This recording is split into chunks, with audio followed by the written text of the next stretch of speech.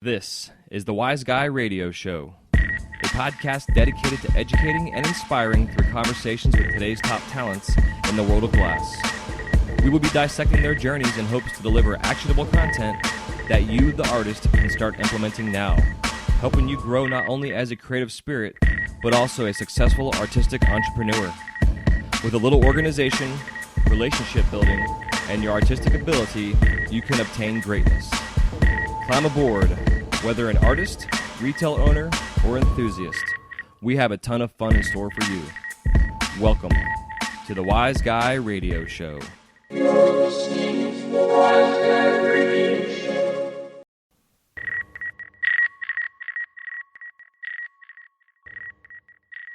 This episode of the Wise Guy Radio Show is brought to you by Mountain Glass Arts. For the month of February 2019, Mountain Glass is offering their Boros sale. You can get Chinese rod and tube at 40% off right now. No coupon code needed at checkout. And for all you beautiful soft glass nerds, and for anybody out there that has ever wanted to make any kind of mandrel beads or beads on a mandrel, right now they are offering 20% off mandrels and bead release. And all you have to do is use the coupon code BEAD. That's B-E-A-D, BEAD. And if you guys are not aware, also Mountain Glass has weekly sales. Right now they have a sale running through February 6th. If you're listening to this after that, this will not matter. But right now they're offering 35% off almost every color brand company that they are carrying. And also they have kiln sales, all kind of fun tool sales. Things are constantly changing and growing over at Mountain Glass. Not to mention they have the number one best customer service in our industry. Very knowledgeable staff of glass artists and those that are around the glass at all times. And anything you never need, questions, anything like that, definitely get a hold of them. And if you have not yet gone on to mountainglass.com and signed up and become a member or just created an account, that way you'll receive emails, updates on everything going on over at Mountain Glass. So to do all that, just go to mountainglass.com. That's mountainglass.com. This episode is also brought to you by the Flow Magazine. The Flow Magazine is a quarterly subscription magazine you can get that is all about the world of glass. They cover everything from just cool step-by-step tutorial articles that are photographic articles that show you how to do things step-by-step, as well as what is going on out there in the world of glass in a quarterly sense. And they also feature every quarter a different theming. Everywhere from women's and glass, functional issues, their spring issues, and also marble and paperweights. The spring issue is their nature's issue. It's fascinating stuff. But I remember coming across this magazine about 18 years ago. I've been behind the torch now 20 years. And when I first saw this about 2 years into Blowing Glass, didn't honestly know that the type of art that was out there at that time existed. And I was really happy to get my hands on this magazine because it really exposed me to names out there. And I remember the cover I saw was Cesar Tofolo, and it was like a Venetian-style bottle on its side that had a painting on it, and it had all these little figures that were walking all around it, and they were dripping out of it and stuff, and they all were as if they were painting this bottle. It was just completely fascinating. And at the time, I was a functional glass artist, making pipes and what have you, and it really made me double kind of look at myself and think if I really wanted to be a pipe maker or get into sculpture or whatever. Well, I continued making pipes for another 13 years. But now I can be able to focus my attention on solid sculptural work. And I still think back to the inspirations I've seen over the years in the issues of the Flow. They have a huge backlog. You can go online and order specific issues from their vault, in a sense, and as well as current ones, and it comes out every quarterly. They have, it's basically a seasonal. They have their summer, spring, fall, and winter issues.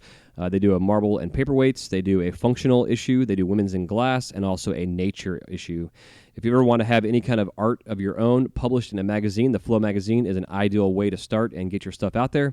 They don't just take anybody, but if you think that your art is good enough and quality-wise, especially the photographs that you take, to have it published, I recommend definitely getting it to the Flow Magazine in their hands, as well as if you have any kind of step-by-step tutorials you want to do. You can take a video of it, you can capture pictures from that, whatever you want to do, but they do have a lot of fun step-by-step tutorials in these magazines and they're all step-by-step with photographs in the process, so it's very, very helpful. Also on their website, they have a whole category of online classes and courses you can take, just a whole lot of fun stuff. And you can get this magazine in paper form or also digital or both. And if you'd like to receive a 10% discount that they are offering right now for our listeners, just use the coupon code WISEGUY at checkout. That's WYZGUY at checkout. And for any other questions, comments, concerns, just go to theflowmagazine.com. That's theflowmagazine.com. Now on with the show.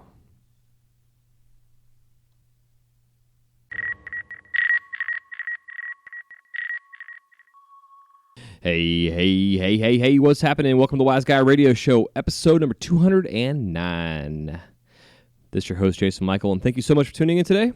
Today's episode is another one from the vault featuring Mike Luna from episode 120, where it previously aired last year. And I wanted to share this one because Mike is a badass glass artist. He's someone I look up to and have for a long, long time. And I was just recently going through his Instagram the other day and just seeing some of the newer work he's doing, as well as some of these new colors that have come out that I haven't had a chance to play with yet, but saw some of the new work he's doing with these colors, and got me thinking. The conversation him and I had, something that I wanted to share again if you have not yet heard it. And if you have, it's one for the books to listen to again for sure. Mike covers his background, how he got started, his introduction into glass, him working with Darby Holmes back in the day, and still does currently. It's done a lot of collabs with them and other artists as well. If you go check out Mike's Instagram, his Instagram name changed since the last episode, and his new Instagram is Mike Luna Glass. It's at Mike Luna Glass. I'll have the link in the show notes for you too. But if you're not familiar with Mike's work, he's known for these dragons that he makes, but he also has several different characters and a variety of work that he does. I mean, overall, he's a very talented glass artist.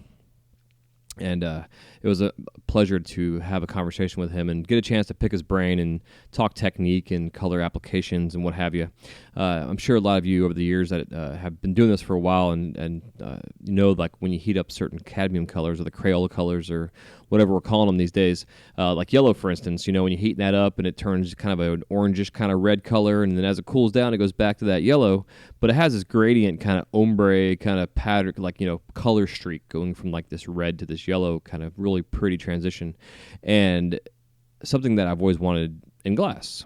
And I've seen Mike use this kind of look in his work in the past, and I was able to ask him about it and how he was able to create that effect, and he talks about it and shares that technique. So if you're listening to this while you're on the torch, I definitely recommend, you know, giving it a shot while you're, you know, if you have a chance to, if you have the colors, or even just like the application of how he talks about trying it with different color combinations, because he's all about experimentation.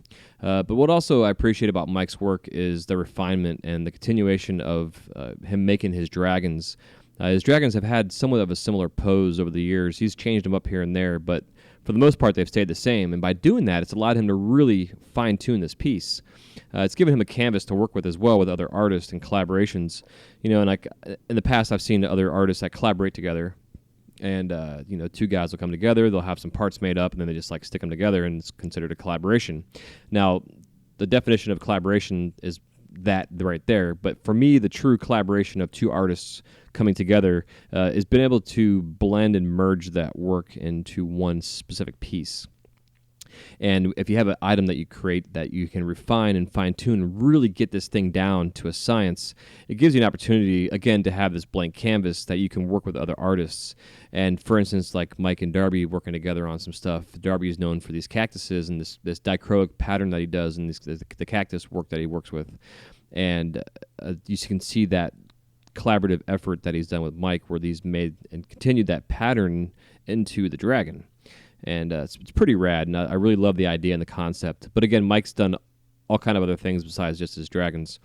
But recently, some of his current work that I've seen, just the new colors and the applications and the color combinations themselves, something myself personally I've always struggled with is working with certain color combinations.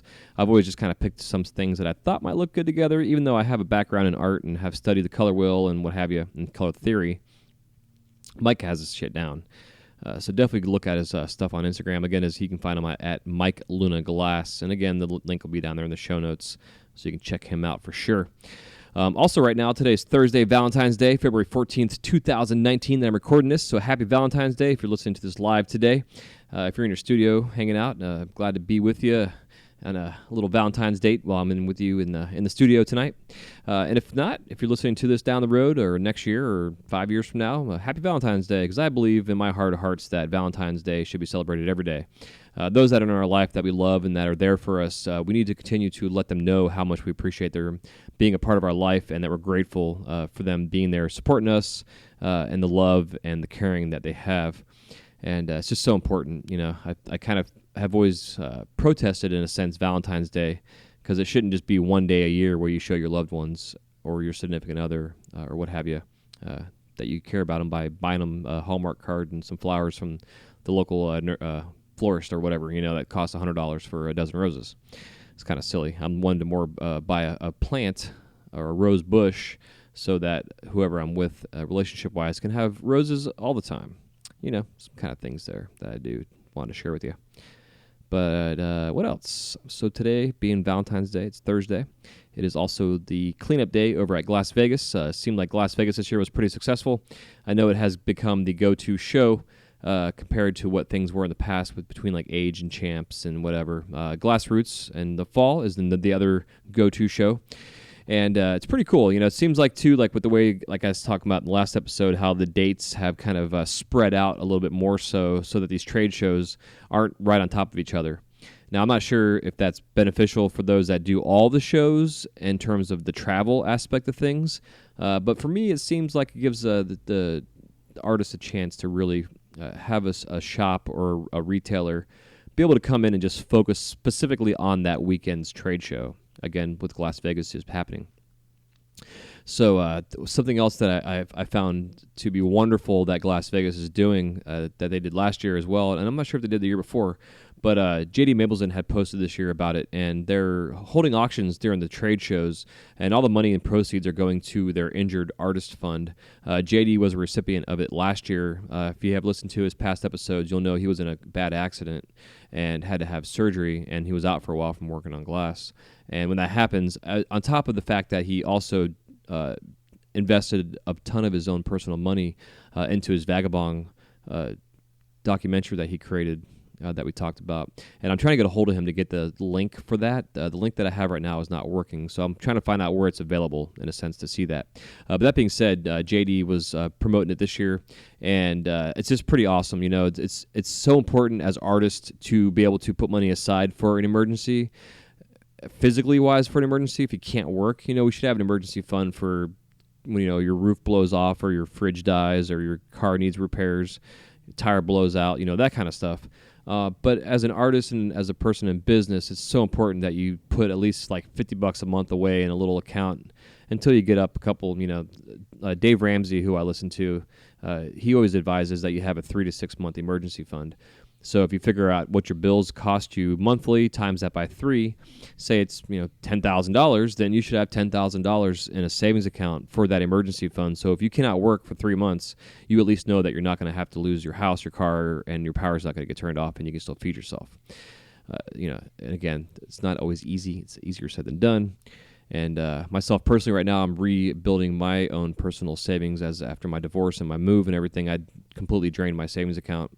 And just get my feet back on the ground, even though I have, it's been almost 2 years since I made my move, but, it takes time to get things re-going and building and what have you. So, and this is also the third take that I've done for this intro. I don't know what happened to the first 2 takes, but for some reason, they did not save in my file. So, I guess it helps out, so I'm not being too redundant here and rambling on like I tend to do. But, yeah, so there you go. I figured I'd just share the little behind the scenes for you. Something else that's fun tonight, after my girlfriend and I do dinner, we're going to be filming our first episode of our YouTube channel, or my YouTube channel, at Wise Guy Media. I would really love it if you could support this YouTube channel and subscribe to the show. It's going to cover anything and everything that has to do with glass blowing. Part of the series are going to be set up for those that have never blown glass before that are interested in doing it. And then there'll be videos and content for artists who are already established or getting started, or who already have their setups and stuff, video tutorials and whatever. I have a whole shit ton of stuff already written down for ideas for content. And I've got my lighting and everything set up now so I can actually record and video-wise the first episode. Pretty excited. The first one is going to be the top 5 reasons why you should not be a glassblower. And as we all know, there's a lot of things that are involved when it comes to becoming a glassblower, between the financial aspect, the potential health hazards and injuries you get, as well as the kicking the balls that you get when things break and when people talk shit about your work. You know, there's a lot of things that are involved as a human being besides just being an artist when it comes to being a glassblower. And I have 5 topics that I'm going to be covering in this episode. And they're all going to be about 15 to 20 minute long shows, kind of staying along with the lines of what most YouTube shows do. And I really would, again, appreciate it if you could subscribe to this channel, because it will then have help YouTube promote the show and get them out there in terms of their algorithms and whatever, you know, how these fucking algorithms are. It's ridiculous. They like to make things more difficult for us as we try to play this internet and online and social media games that we play. But yeah, so it's just let's just go into YouTube and search Wise Guy Media. And again, I'll have the link in the show notes as well. And on top of that, speaking of videos and tutorials, we have 2 guys in our Patreon right now that are getting access to exclusive content that is going to be just for the Patreon members. Yesterday, I just posted a little question in there, just asking if they have anything that they'd like to see or learn. And that's how I'm really treating this. There's some specific videos I'm making that I find are going to be beneficial for the artists that are in our Patreon. But really, it's for me to grow a community that we can all share and learn and understand and talk about glass and share techniques and be able to share videos with you guys. And again, they'll be specifically exclusive for the Patreon page. And I'll have the link in there, and it's just a way for you to help support this show. For as little as $1 a month, this show does cost me around $100, $150 a month-ish to run just out of pocket. And on top of that, the whole goal is to be able to cover some travel expenses so I can go to the trade shows like we just had at Glass Vegas and cover these trade shows, as well as be there and do interviews with artists and cover all that fun stuff, which, you know, things that I want to be able to do. And as of right now, I can't afford to do that, but in the long term, as I get my glass game going again here and we start to grow our Patreon page, I'll be able to afford to do that. So if you'd like to financially support the show, you can go to patreon.com/WiseGuyRadio. And again, just for as little as $1 a month is all it takes to help support the show. And anything and everything helps and is very appreciated. If you cannot afford to help support this show, you can do it for free by subscribing and also leaving a review for the podcast. If you have an iPhone, it's really easy. If you have the app, the podcast app, Apple Podcasts, you can just look at your episode for my show and just go to the main page of the show, and there'll be a couple stars. You can leave a star review as well as a written review. And the written reviews really do help the show within the, again, go into the algorithms of these things with iTunes and allowing them to see and whatever they do that the show is being listened to and talked about, and then they help promote it within whatever their ranking system is that they have. That just exposes the show and our community to more people out there. Because every single day at work, I hear people saying how this, glass blowing is a lost art, and in some areas of it is, like neon, for instance. However, if you look at Torch Talk and their groups that they have, there's like 15,000 plus glass blowers in there, and that's an example I share all the time with our guests we're at the Mouse House. And, again, just getting exposure to the show and the other podcasts that are out there that are about glass and the YouTube shows and whatever. It's just important that we share everything and talk about this stuff. So if you could subscribe and leave a review and like a written review as well as a star review, it would be fantastic and greatly appreciated. I haven't had any recent ones, but as they come up, I'm going to be reading them here on the show and giving shout-outs and love to those who are helping out with that. And then if you have an app other than the podcast, Apple Podcast app, there's ways through Stitcher and whatever to leave reviews. Excuse me, as well. See, what else? We've got the gas conference coming up in St. Petersburg, Florida. Good old sunny St. Petersburg, Florida, where I was born and raised and lived most of my life, the first 41 years of it, or 40-ish and a half. But I'm going to be there for the first Thursday opening day of that event. It's my normal day off of work, so I'll be out there hanging out and talking to artists and doing some interviews and chit-chatting and catching some drinks and seeing demos and all kind of fun stuff. And I hope if you are going to be out there, let me know through email or through my Instagram, which is at wiseguy_radio, or my J. Michael Glass Instagram, and I'll have all those in the show notes too. Just let me know you're going to be there so we can meet up and catch up and say, hey, I'd love to meet everybody who listens to the show. It's always fun getting feedback and responses and just kind of talking to everybody. So it'd be an honor to meet you. So let me know if you're going to be there. And again, I'll be covering some of the stuff that's going on there. And for the Fridays and Saturdays that I'm not there, I'm still going to be covering some of the stuff, just talking about what I'm seeing through social media, basically, when it comes down to it. Unfortunately, because I shouldn't say unfortunately, but at the end of this month here, the 21st to the 24th of February, my daughter and I are heading out to Colorado to go see my brother and do some collabs and do some podcast interviews with some artists out there. So if you're out in the Fort Collins area of Colorado, I will be out there for a couple days here at the end of the month. Super, super fucking excited. Can't even tell you. I need a break so bad from just reality right now and getting out in the mountains and the woods and getting to see how things are going.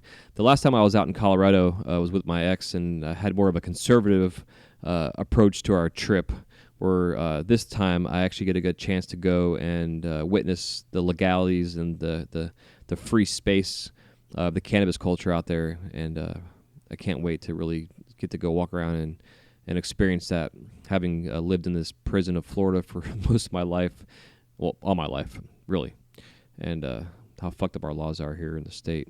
I know a lot of you out there in the Midwest and in other states that have more of a conservative laws. You know what I'm talking about. So definitely looking forward to that. So again, if you're going to be out, and if you live out in that area in Denver or Fort Collins or anywhere around that area, let me know. I'm going to be hanging out with the guys over at the Colorado Color Company, and then with my brother out there as well. He goes by JB Glass, and he's also Lurk the World out there. And you can check his Instagram or his podcast episode a couple back. He was like 199, I believe it was. Oh shit, excuse me. I cracked a beer earlier and just started relaxing a little bit and talking a lot, and now I'm yawning. So pardon me. I hope I'm not making you yawn listening to this. So anyways, I'm gonna stop rambling. Thanks so much for tuning in this day to episode 209 of the Wise Guy Radio Show, featuring From the Vault, Mike Luna. And just real quick, one more side note. I'm doing these Vault episodes because of the trade show times, which is bad timing on getting people on the show. I have a bunch of interviews lined up now after the trade shows. And so we'll be back on track with some new episodes. But until then, enjoy Mike Luna's episode, and any other questions, comments, concerns, hit me up at wiseguymedia@gmail.com. If you have not yet gone to our website, to wiseguymedia.com there, and subscribe to our newsletter. I am paying $9.99 a month to MailChimp and have not used their services for like 6 months, which is fucking retarded. And I'm going to be back on the track after I produce this episode today. I'm going to be putting out a newsletter, and the newsletter is going to be giving y'all insights to what's going on behind the scenes. So anyways, I'll talk to you soon. Stay wise. Love you so much. Happy Valentine's Day. Peace.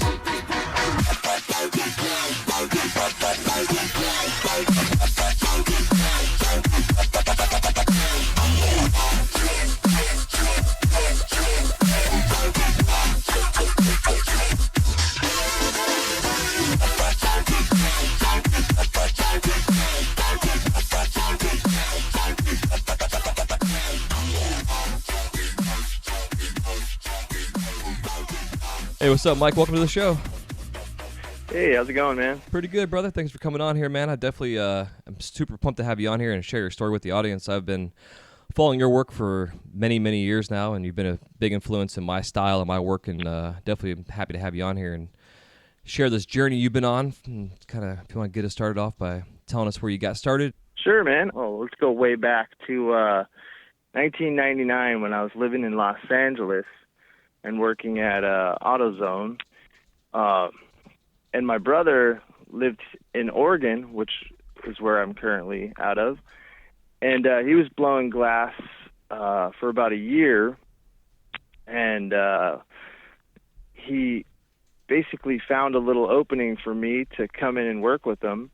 And so in about 99, he gave me a phone call that changed my life.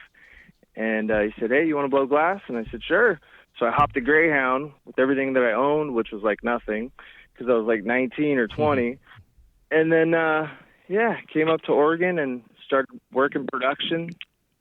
Started doing little spoon pipes and stuff under Gilbert Velasco. He owned a studio called the G Spot, and that was a long time ago. I met a lot of great people like Darby, who took me under his wing and showed me the ropes. And that's basically the man. Yeah. So was it like a production facility? They have like catalog and all that kind of big stuff back then?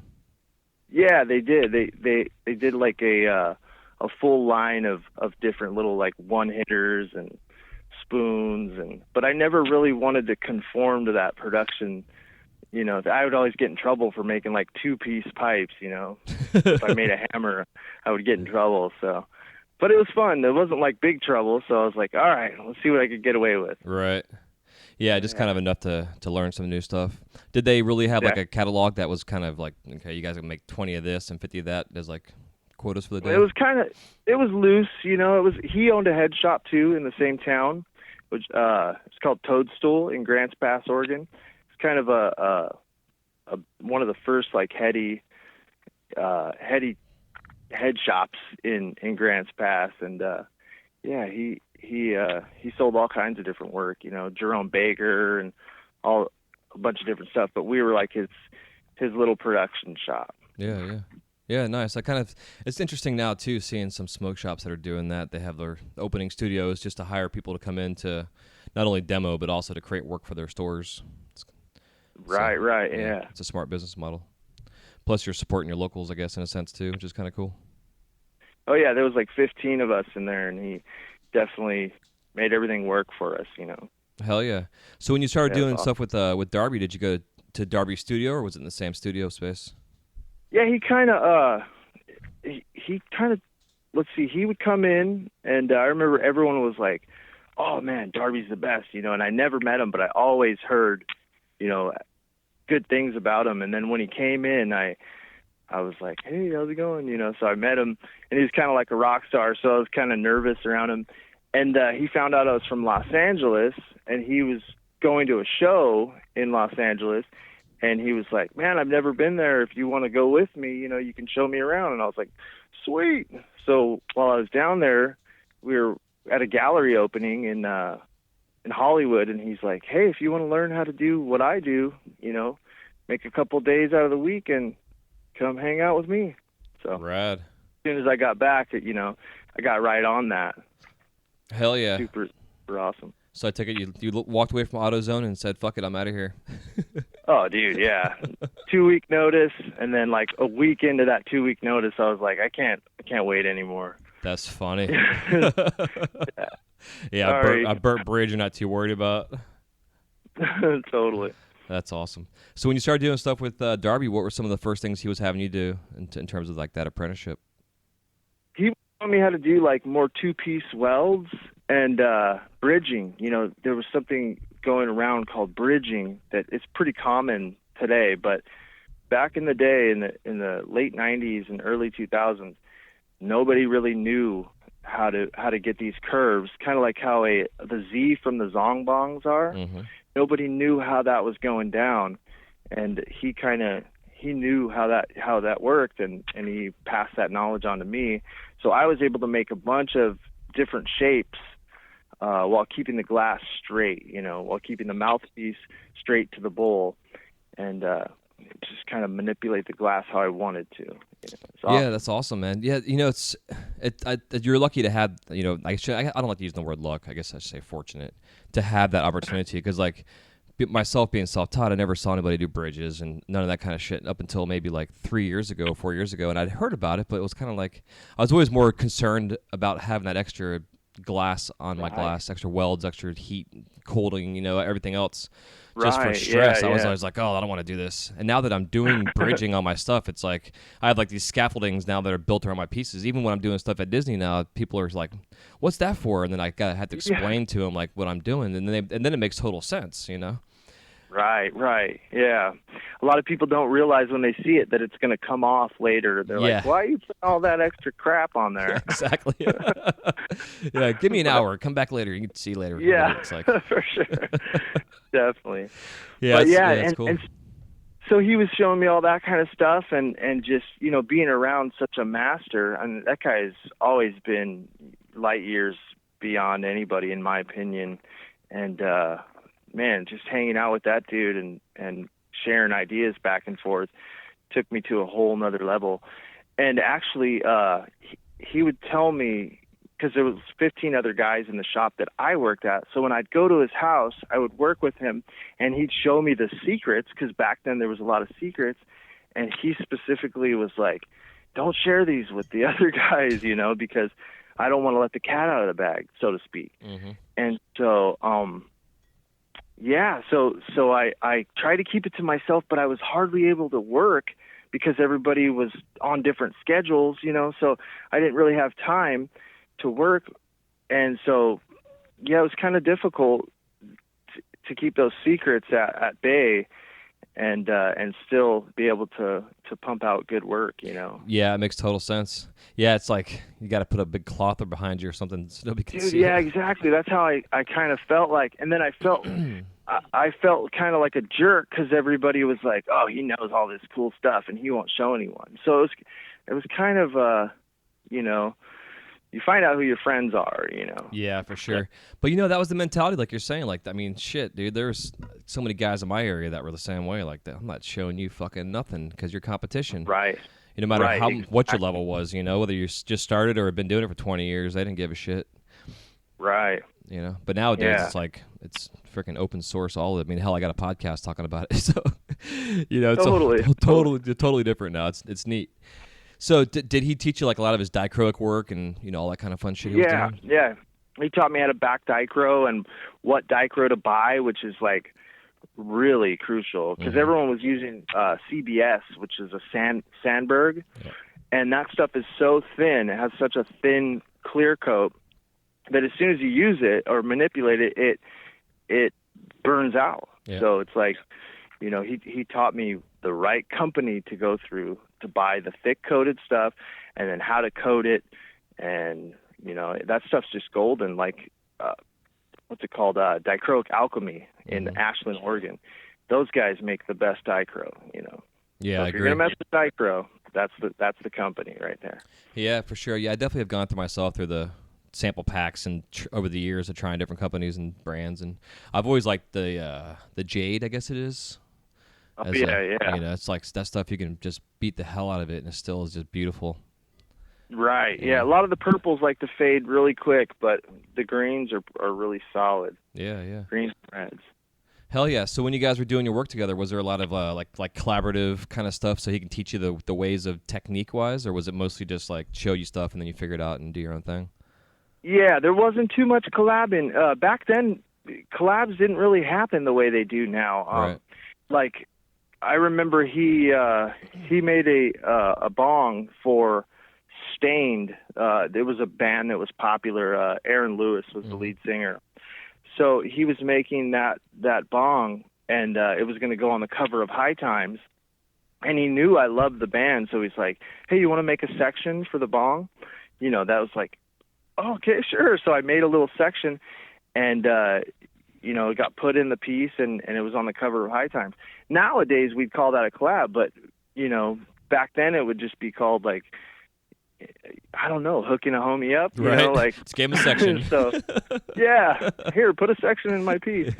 But, yeah, so it was a lot different back then. A lot of stuff has changed. Hell yeah. So what point in time did you decide to fly the nest and go on your own? You know, I still work with Darby, you know. He's still pretty much my best friend. And I don't know, I just kind of always sold my own work. He helped me a little bit at first, but I just kind of found my own sources and you know, just kind of in the same shop flew off on my own, you know. Yeah. Made my own nest, you know. Heck But, yeah. yeah. So how's your studio? Like where you at now, studio wise? I work at DC Glass in Grants Pass, Oregon. Okay. It's about 30 miles from my house, and yeah, it's just got a nice little bench set up right there, and yeah, just make my own stuff. Nice. Who else you got in there? We have Caleb, which is Darby's oldest son, and then Darby's twins blow glass too, Ezra and Isaiah. Yeah. And that's then right. sometimes his wife blows glass, Leela. Hell yeah. Yeah. That's fun. So yeah, we have this huge shop and only like 3 or 4 people working there. Huh. It's kind of awesome though. Yeah, I could imagine, man. Just the small amount of you all in there, just the energy, I'm sure, is pretty cool, especially with the amount of time Oh, you've been yeah. together doing your glass. Oh yeah, it's awesome. It's like one big family, you know. Yeah, yeah. So when you started doing your own thing, like what was some of the first kind of items you were making on your own? I'd always do like more traditional stuff, like hammers, Sherlocks, with nice, crazy spike attachments. As I started progressing, I would get more into like marbles and things to hang off the piece, you know. Yeah, yeah. It's kind of that era's thing, you know. Early 2000s was like dichroic ribbons, and then spikes started getting. So I'd always move with the times, you know. And then the more sculptural work came about when Joe Peters, who is like my ultimate influence, I love that guy and his work. He came through to the shop, and Darby and him made a ray gun with a bunch of aliens hanging off of it. And man, as soon as I saw him work and his work, I said, you know, I got to make something with eyes too. You know, Mhm. I went away from that whole traditional thing and just full force went into the sculpting thing. It's just that guy's such an inspiration, man. Yeah, he definitely has influenced my work. I took a class from him and Peter Moeller. I think it was about 2 years ago now. Nice. Yeah, and it was only like the second class I'd ever taken, and it was one of those. Just I wasn't really there for the class necessarily. I wanted just to see how these guys worked, you know, more than anything. Like Right. how their bench was set up, how their tools, what tools they used. I mean, shit, dude, I was on Mountain Glass's website just ordering tools left and right because every time I Nice. see something new they were using, I'm like, oh, what the fuck is that? Yeah, yeah, definitely. I always scope out people's tools for sure. Yeah, it makes a big difference. I think like one of the things when you're taking a class or learning from another artist is really to, you know, I always say watch hands, how the hands move, and then also watch tools and what tools they use and how they're laid out on a table. Because it seems like Right. you know, to be more efficient, to have your tools in the same place every time. Your glass is always set up in the same place. I mean, you know, we're all lazy at times and have messy benches, but you know, it's still seeing these guys work, seeing how organization really makes a difference in your work. Because you have all this, Oh, yeah. you know, this clarity and creativity all of a sudden just flows, just like no problem. Yeah, definitely. But then again, you have the contrast to that. You got banjo that most of the time works in a complete chaotic bench environment and just pulls out these beautiful masterpieces, you know. So Yeah, I guess it works both ways, you know. yeah, for sure. Yeah, it's all. I think in the end, it's all just controlled chaos. Yeah, Yeah, when it exactly. comes down to it. Controlled chaos. That's what it is. Yeah, it's so crazy. So when you're starting to get into your sculptural stuff, like besides, you know, before you got into your dragons, what were some of the first stuff you were doing? I was just doing like little aliens and stuff, you know. It's kind of eyeballs and green, you know, a lot of that sort of alien themed things. I remember I made a bunny, and that was kind of where I was like, all right, now we're getting somewhere, you know. I think it's my first picture that I ever posted on Instagram. So yeah, you know, and then, you know, once I made the bunny, the dragon came shortly after that, and I don't even think I set out to make a dragon first. I think I was going to make a horse or something, and then the face started looking more dragon-esque, so I grabbed some whiskers and started putting those on, and then it all came together. And it's a really, my first dragon is a really goofy looking dragon. The eyes are all kind of wonky, but I don't know, for some reason I like it. It's probably, in my opinion, it might be my best one, you know. Yeah, I probably, if I haven't, I'm sure I've seen it, but yeah, I know how that is, man. You always find like the first thing you do, and that with that artistic kind of just expression always seems to be the best, Right. and then you try to recreate it. Yeah, You know? exactly. And yeah, and it's like, I guess it's beginner's luck or something. Goes back to those things, you know. Yeah, it's weird. I don't know. I don't know if it's just because art is just such a weird cosmic thing. Whatever. I don't even know what the hell you want to call it. But I don't know, man. Because like for instance, with my work at Disney, the first piece is always the artistic piece, and then I got to figure out how to engineer this thing to then mass produce it in the same Right. steps every single fucking time. And even whether you're doing, like your dragons. I mean, your dragon. To me, it's it's your high end production piece. Right. Right now it's your voice is your dragon, but it's you. But how to make that thing almost exactly the same way every single time. And that way too, when you collab with other artists, the collaboration goes much more smoothly because Right. the steps to get to where you need to get to. Exactly. Yeah, dialing it in. Exactly. Like you make the Olaf so perfect. It's that same thing. Yep. It's just like it's production, but it's still really good art. Yeah, exactly. Yeah, dude, because when you start getting into like your color combinations and the different, even new colors coming out or whatever that you're doing with your dragons, I'm just like, every time I see a new one, I'm like, oh my god, thing's fucking incredible. Thanks, man. Oh yeah, Thank dude. you. I'm in love with your dragons. The style of them is it's weird because they're not Asian and they're not English. They're like this kind of cross, and it's like this fantasy dragon kind of, but then it's not. It's a traditional looking dragon, but then it's not. It's interesting. What Right. is the influence from anything out there that you've seen, or is it just what it evolved into? It was actually really influenced from the Asian, like the tattoo, the Japanese dragon. You know, the really wispy whiskers and that whole thing. But it kind of like, I guess it evolved into this fantasy type. I guess it's like half fantasy, half Asian. Yeah. I don't know what's really going on, but I guess that's how I describe it. And then, along the way, I just find out how to do things different or better and try to improve upon the design. And, I'm not trying to go quicker or anything. As a matter of fact, I used to be able to bang out a dragon in a day, like 2 or 3 years ago. And now they take me almost a whole week, about 5 days. So I'm definitely adding more glass and taking my time with them more. And So have you been experimenting with like the perk part of it? Because I noticed like say Skaz for instance, or even like Joe P's, like his dragons, they have like the 2-hole perk at the tail, where you have a standard joint on the back. Like have you gone back and forth, like maybe experimented with different types of percolation with them and how they function? Yeah, I'm always trying to improve upon function. They're pretty good right now. I'd say that they're dialed in as far as function goes. Sometimes I make a hollow tail, so I'll bend the percolator in almost all the way to the tip of the tail, and then pop a 2-hole perk. And then when the tail's solid, I'll just go straight down with a 2-hole perk. Mm-hmm. But I've gone from 4-hole shower heads, cut slits to blown holes, and now I think that the 2-hole perk is where it's at for that design. Yeah, I you can agree. hit it as hard as you want, and the water won't come up the neck. Yeah, one of our ongoing jokes here is whether it's a 5-hole or a 2-hole or a whatever 20-hole, it smokes like a fucking 2-hole. Yeah, totally. It doesn't matter. Yeah. Everybody's like, oh, I need a 20-hole. Dude, really?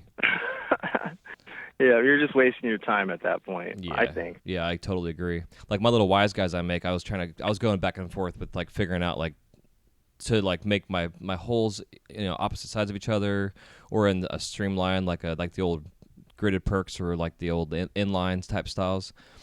Right. Just because the shape is kind of this peanut shape to get to where I can get the most aeration without any splash. And I always found just like that simple 2-hole, just a nice even popped holes. Just they're classy, they feel good, they look good. Right. Yep. It doesn't stress the glass out like the old gridded, sliced old perks used to do.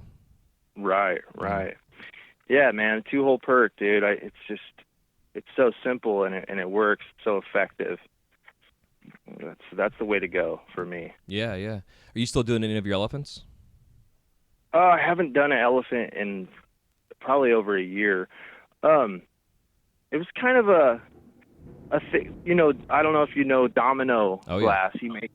Yeah, so I love that guy. He's super awesome, and I hit him up, and I really wanted to make an elephant because I always draw elephants, and so I wrote him a private message, and I said, hey, do you mind if I try an elephant? And he's like, yeah, go for it. So, you know, out of respect to him, I haven't went full on with the elephants. I've only made about 5 of them and a couple woolly mammoths. So, yeah, I don't really go after that just because he's already there and his elephants are so awesome that, you know, I'm not trying to compete with that guy because he's a good friend. Yeah, I'm glad you said that, man, because I'm the same way. I'll contact somebody before I do something, because I'm the same way. I'm like, this is your thing. I'm not trying to copy your shit, and I don't want to sound like a pussy for calling you either, because I respect your work, you know.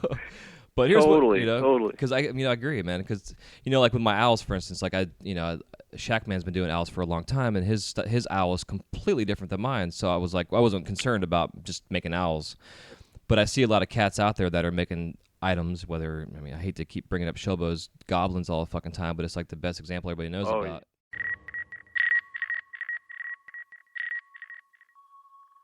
Do you have inspirations for your color combinations that you do? Like, or is there anything?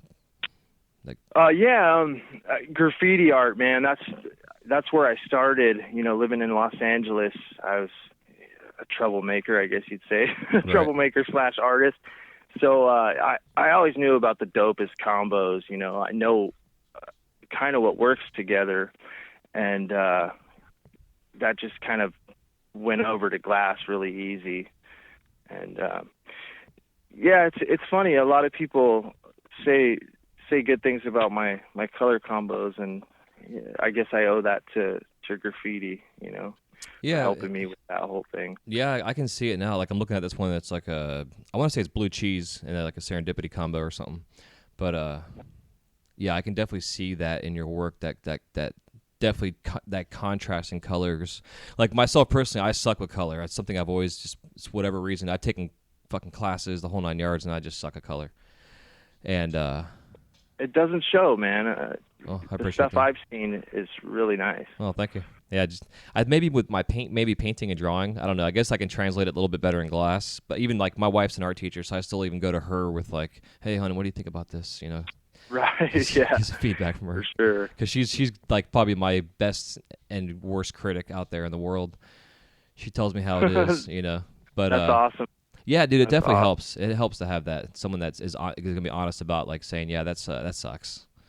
Oh, dude, and that's why I love Darby. He's not going to code anything, and he's told me a bunch of times when I pull the piece out of the kiln if it's good or if it sucks. And you know, a lot of people get discouraged or butthurt, or you know, but that's helping you out. That's like constructive criticism, and if you don't learn from that, then you're not going to learn shit. You know. Yeah, exactly. Yeah, you have to. Makes a huge difference. Yeah, I appreciate that. I love when people say, you know, what sucks about my work, because you don't hear that. 99% of the time, everyone's going to kiss your ass, even if they don't mean it, you know. Yeah. But those honest people. Yeah. But there's a fine line between being honest and a hater, you know. Yeah, totally. I agree. Yeah. Yeah, the whole Definitely. constructive criticism, it makes a big difference. Because, like, I've said it before, you know, I can see cats that are new in the industry making stuff that they probably shouldn't be making right now, and they are anyways. And their friends are just Right. blowing their shit up, like, oh my God, that's fucking amazing. And I'm like, Oh, yeah. you know, and then Yeah, that's yeah. all they get into. The ego inflates and everything else, and then they just keep making garbage, or they just stick on like to one thing and not really learning their medium, and then it hurts them in the end. You know, and it's like if you're looking Right. for that, and you know, you're shooting yourself in the foot before you even start making art, if that's what you're looking for. Oh, big time.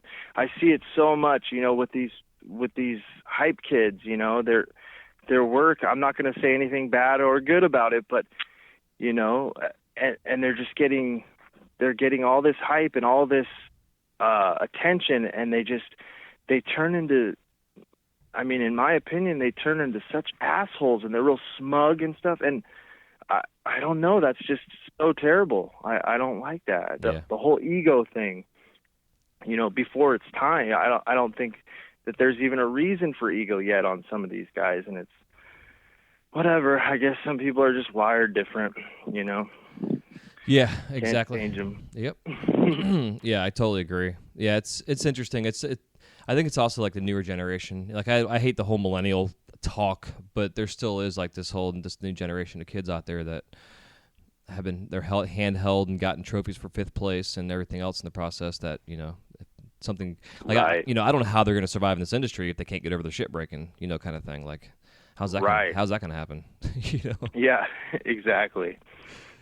It's like the biggest lesson to learn in the process. Like I guess so with your work, for instance, like do you keep track of like your success and fail rate when it comes to working on stuff? Wait, what was that question one more time? Like Sorry. it's okay. Like with your say your dragons, for instance, I mean, obviously you have these things down. You're trying different. Like I'm going through your shit right now. Like I mean, I can't. I gotta turn this off, or I'm gonna get keep getting distracted. So, but like the idea, you have your dragons, you have a specific look to them, but you've also evolved them. You change the faces, you change the heads, the poses, and whatever. When you're going through that process of change or trying to make them different, do you find you have like this slight failure rate, things cracking or color not working properly? Oh, big time, man. I have so much work that's just unseen or unfinished. Embarrassing to me, Mm-hmm. And even a lot of my work that people do like, I don't like. Sometimes my friends will be like, "Post that, put that out on Instagram," and I'm like, "Are you sure?" And they're like, "Yeah, do it," and it ends up like selling or something. So. Yeah, I'm really like self-conscious of new designs, So, it's like you kind of put that out there and you hope nobody makes fun of it, or I like your old ones better. I'm really critical on myself, and then when something doesn't go right, then you just kind of get. I guess I'm real sensitive. So new designs are kind of hard for me. A lot of them end up collecting dust underneath a bunch of junk in my shop. Do you ever do like new designs and just clear first, like as a glass sketch to kind of figure out the process before you go full balls to the walls? No, because color to me is something that, I've never been afraid to spend money on color. So if I'm going to do something, I want to do it in color. I've never actually made a clear dragon or a clear anything sculpted in my whole life. Huh. Do you find that's because you know your medium now more so, like from then, like what's, because say like when you first started doing this shit, I mean, I wouldn't think that you'd want to just jump into everything full color, or did you? Now, when I was working at the shop, the reason why I would get in trouble is because I wasn't buying any of the color, the gas, or anything. So I would kind of just use everything, right. So I guess there was never really a cap on any or limits on any color that I'd use. But I do feel more comfortable now to use like the hypest color, on the first time project, rather than just let's use something a little less expensive and figure this out first. Right. Which I probably should do, but I don't. Yeah, man, it's all good. Do you find like myself, for instance, all these years of doing this, as the new colors come out, do you find like you got to kind of relearn how to use that particular color because it reduces weird, or you get these oxidized flame fucks it up, or kiln cycles fuck it up?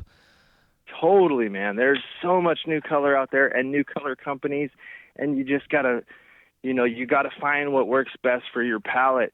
And my palette right now is pretty limited. I've let a lot of stuff in, and I've kicked it out quick, Mm-hmm. So a lot of the new color companies, I mean, the stuff they have good intentions. They just got to get it dialed first, because it'll break your heart, Yeah, dude. I just finished up this Michelangelo, and it is full of checks. Like I pulled it out of the kiln yesterday, and I was like, "Oh, you motherfucker." Yep. Yeah, and it's like one of those things where I don't have a whole lot of free time for my own personal work, so like I literally will take 3 months to make something. It might go through maybe only 3 or 4 kiln cycles, but it takes over a period of time to get it done. And then when I do it, it's like, man, should I just it's like I gotta take like a week off and just spend one day on this thing and the next day on this thing, and not have them go through these kiln cycles, or you know what I mean? Like I'm right. It's some hard. color doesn't like to to be heated up over and over and over again. Yeah, and this was all forest green, and it was mixed with clear Cymax. Like I got a nice, like, it wasn't transparent, but it was a nice, like, thinned the green out a little bit, because I know, like, the old Nice. forest green, it's a pretty green, but it's like it can be a kick in the balls sometimes. And Right, yeah. you know, green could go south real quick for sure. yeah, dude, I thought it was good to go, and then I pulled it out yesterday, and I was like, oh man, fuck, Checked, yeah. it sucks. So gotta start It over. happened. Yep, start over. Put it in the garden. That's Yeah, what I like exactly. to do with broken ones. Yeah, and I've always wanted to make them for myself, so it's nice now that I have one. I'm not going to use it. I'll just finish it up and just put it on the shelf for myself to look at as a reference Nice, or something. nice. You know.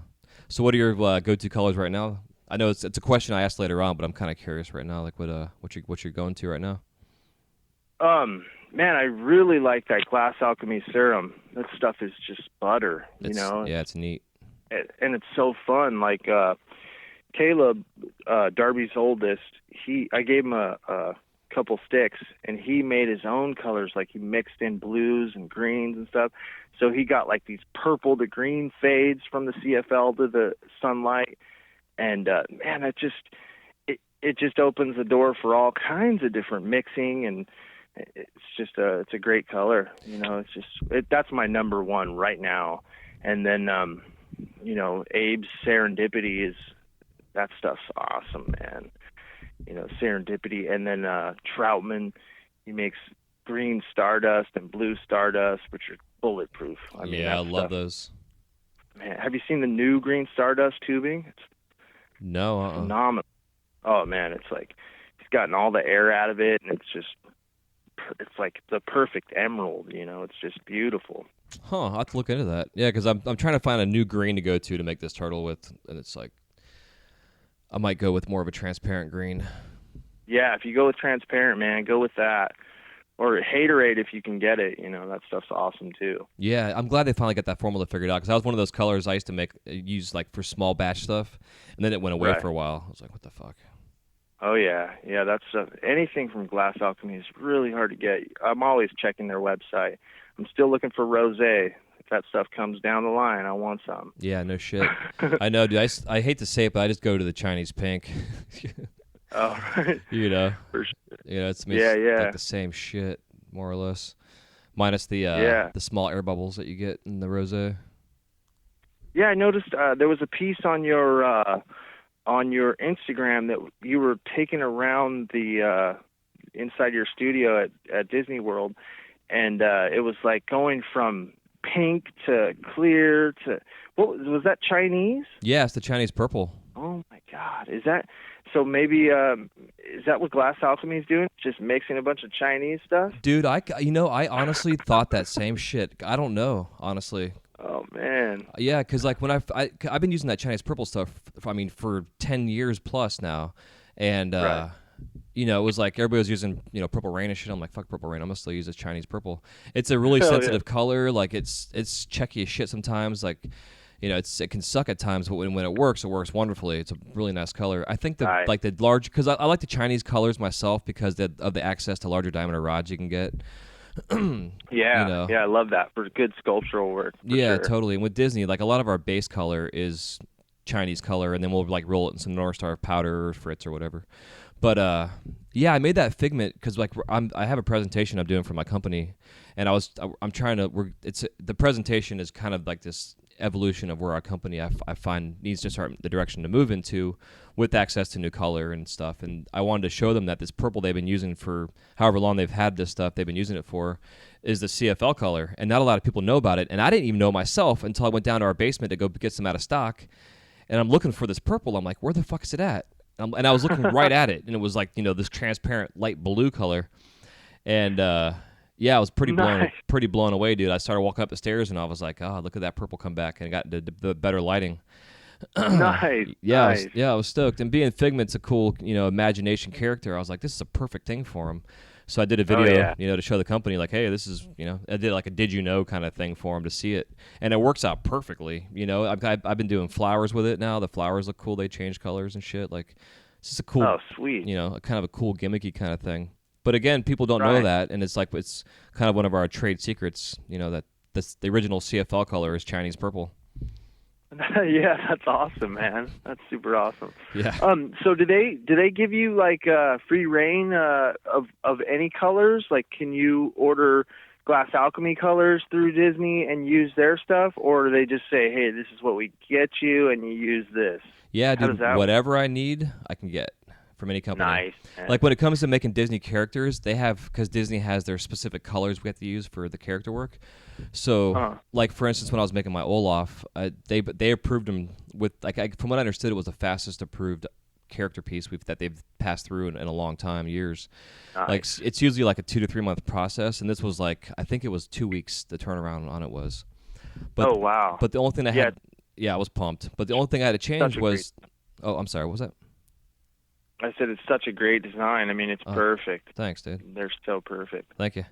But the orange carrot color was off, so I had to like go through all the oranges, and I ended up using like, I think it was sunset orange, or sunset. I think it's a Paramore color, but Okay. that was the original go-to. But now I'm using Rasta Gold. Nice. For his nose. Cool, man. Cool. It's very similar, yeah. But yeah, otherwise it's like we all have our lines that we do. So based on what we're doing, whether it's Sea Life or what have you, we can get like we get pomegranate fats directly from North Star for making flowers nice. and stuff. Yeah, it's killer, bro. I get like 16 mil pomegranate fats from them. Oh, sweet, man. That's awesome. Yeah, it That's makes a great color too. Oh, God, I dude. love pomegranate. Oh man, it's such a nice red. Like I'm all about the Elvises and stuff, but the pomegranate, it doesn't reduce it. You don't get any. It's like it's a beautiful Right. ruby. It's fucking perfect. You can thin it out a little bit. I mean, it's so nice. Yeah, I coated over yellow crayon. Man, Huh. talk about fire, man. Interesting. I'll have to try that. Try that out, man. That'll blow your mind. Does the yellow come through like in the edges and stuff if you were to like flatten it out or pull horns out?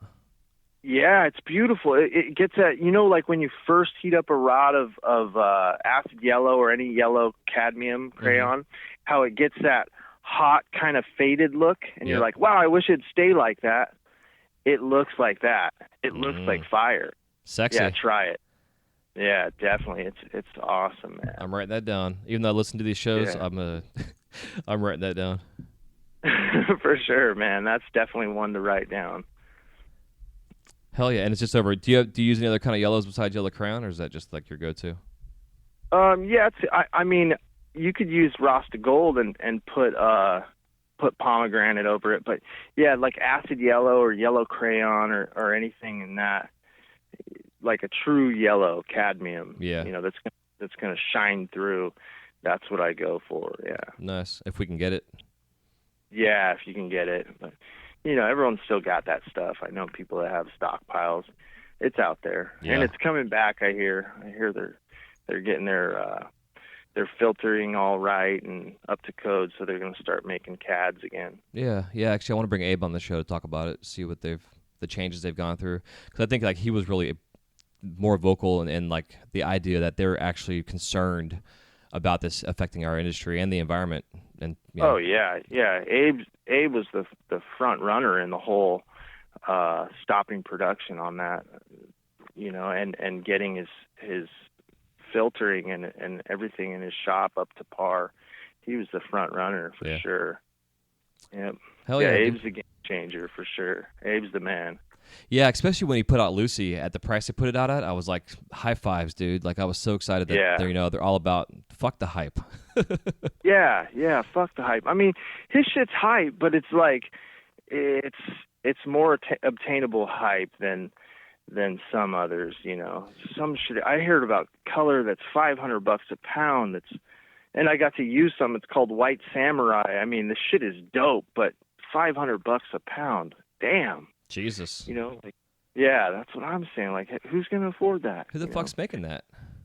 Yeah, I don't even know the name. I just, one of our buddies, Stony Steve, came through the shop and had all this UV color, and he had pounds of that stuff, and it was $500 a pound. He gave me a few sticks, and I made some stuff out of it, and it's just super smooth. I mean, it's the best white that I've ever used, and besides White Dwarf, but it's in that same category of like it just works so good, and then when you put a a black light over it, it turns pink, like the pinkest pink ever, more than loose. It's just awesome. It's great stuff. I heard the Samurai white. Samurai. I heard the white dwarf under your breath. Oh man, Dude. that stuff's awesome. Oh man, I missed the original white dwarf that from back, like the old square press sticks from back. Oh in yeah, the day. the tiny little squares. Yeah. That and green dwarf. Man, can't forget about that shit. Yep. Yeah. I actually got gifted one stick of green dwarf like a couple of years ago from Randall Grubb. He's a ex-glass blower. He started to lose his sight, and now he just builds cars. He built a car for Jay Leno, and Right. he does all these crazy aluminum, just these crazy street rods that are all made out of aluminum. But yeah, that dude used to kill it with the marble game, and he gave me a stick of that green dwarf, man. And I still every once in a while take a little bit off to do something with, I still have about a half a stick. Hell yeah, that's not much then. Oh yeah, dude, it's precious, man. It's It is. Yeah. so precious. Yeah, it's like the old Draconis colors. I've got a couple sticks of that shit laying around still that I don't know. I'm gonna use it one day for something, but Yeah, for sure. yeah, that and the old school OG Moss and like just stuff. Oh, that stuff's amazing. I got some OG Moss with Illuminati tubing over it, and I'm still like, I'm not worthy of this stuff. I got to wait till I'm better to use this. Whatever, dude. So Fucking awesome. use it now. What are you talking about? I should, but if I wait another year, it'll be that much doper. There you know? go. Yeah. Hell yeah. More valuable. Totally. So besides your pipes, like, do you do other size, like art-wise, glass-wise, in your glass? Yeah, I make pendants. I'll make the shit out of pendants for sure. And then, like, if anyone has a request, like one of my local friends, like trophies. I made a cannabis cup trophy last year. Yeah, so whatever comes my way, but pipes is my main focus. It always has been. Yeah. I didn't start off doing nothing but pipes. So Hell yeah. That's where my heart is. Yeah, same here, dude. Like as much as I love sculpture and I just love, this the pipes. The pipes taught me the way. Oh yeah, definitely, man. There's so much creativeness that you can do while having that function. Yeah, on top of the technical side, it's so difficult to work with hollow tubing. Yep. Yeah, definitely. Yeah, I hear that from a lot of people that just do sculptural work. How do you do the hollow stuff? It's like, oh, how do you do the solid stuff? Because that's all I've known is hollow work. Yeah. So it's kind of I was born into it, I guess you'd say. Yeah, absolutely. Yeah, it makes total sense. Absolutely. So, you mind talking a little business stuff? Yeah, not at all. Cool. Yeah, because I'm just kind of curious, like, when you start doing your higher end production line, for instance, like your dragons, and when you got your bunny made and stuff, like, what was it? I guess was there like a catalyst that helped you set your pricing on your pieces? Like, was there like an initial custom order for somebody, or was it just like, do you have like an idea of like what you charge per hour for your work or whatever? I don't. I charge by the piece, and the thing is that it is production, but they're all different. They're all different sizes. They all have different. I've never made two that are exactly alike, Right. But my mom always told me never underprice your work because no one's going to respect you. And so that's always been ringing in my ear, And when I first started blowing glass. Well, let's see. Okay, so I took a 2-year break after my son Phoenix was born, and then when I came back into the scene, which was about 2011, I didn't need money. I was financially stable, so I didn't need to sell my glass. Like, oh, I got to sell this. I wasn't a starving artist, so to speak. Mm-hmm. So I was able to sit on stuff and get the prices that I wanted. So I kind of set the price, and it hasn't really went up or anything. It's just kind of been the same. Base price for a dragon is about $3,000 retail. Hell yeah. Yeah, nice. Do you have an idea of like the cost of materials that go into those things? That's kind of like gas and everything. Maybe about $200. Yeah. $200. depending on height color, if it's used, but about roughly two to 250. Nice. Are you doing like tube pulls with that stuff, like furnace pulls? Or are you doing like what's your process for the actual color application? I'll buy tubing when I can. I've had friends make custom furnace tip tubing for me. Gabriel Holiday is one of them. He took my combo that I told you, the acid yellow and the pomegranate, and he actually did a 75-pound furnace tube pull for me. And I still have a bunch of that, and he did that a couple of years ago for me. Fuck yeah! So I just get tubing where I can, when I can. Yeah. Otherwise, you just coil pot it or vac stack or something. Yeah, I'll coil pot it or stuff and puff. I haven't done a vac stack in about 3 years. Yeah, I'm not a fan. Yeah, you get those lines in it, and yeah. Just do you coil pot like straight on a tube, like over a tube, like a rod encasement kind of deal, or are you just coil potting solid color? I'll take a stick, a blow tube, a 12 mil, and flare it out, kind of the size of a quarter maybe, and then just start. First, I'll take all my rod that I'm going to use, and I'll pull off the ends. I pull off about a quarter inch of the cut end, because that quarter inch, if any glass blowers are listening, just say goodbye to that right off the bat. It's garbage, on anything, even serum. And so once you get those off and you get those to a nice point, all the rods, then you just start, coil potting it. And then once you get to the end or where you're starting to burn your fingers, take that other polished end with that quarter inch cut off and start again. Because if you use raw rod or the raw cut end, you're going to see that in your piece. Yeah, exactly. Yeah, all those little micro cuts and abrasions dirt, garbage crap going on. Yeah, I completely agree. Yeah, definitely. All that crud will show up. You ever coil pot it over a tube at all, or do you mostly just do solid color? Yeah, I've never. Banjo showed me this technique. He'll take like Amazon Night, which is a real dense, striking color, and he'll take like 50 by 5 tubing and stripe it on, going vertically as fast as he can. So it's a transparent green.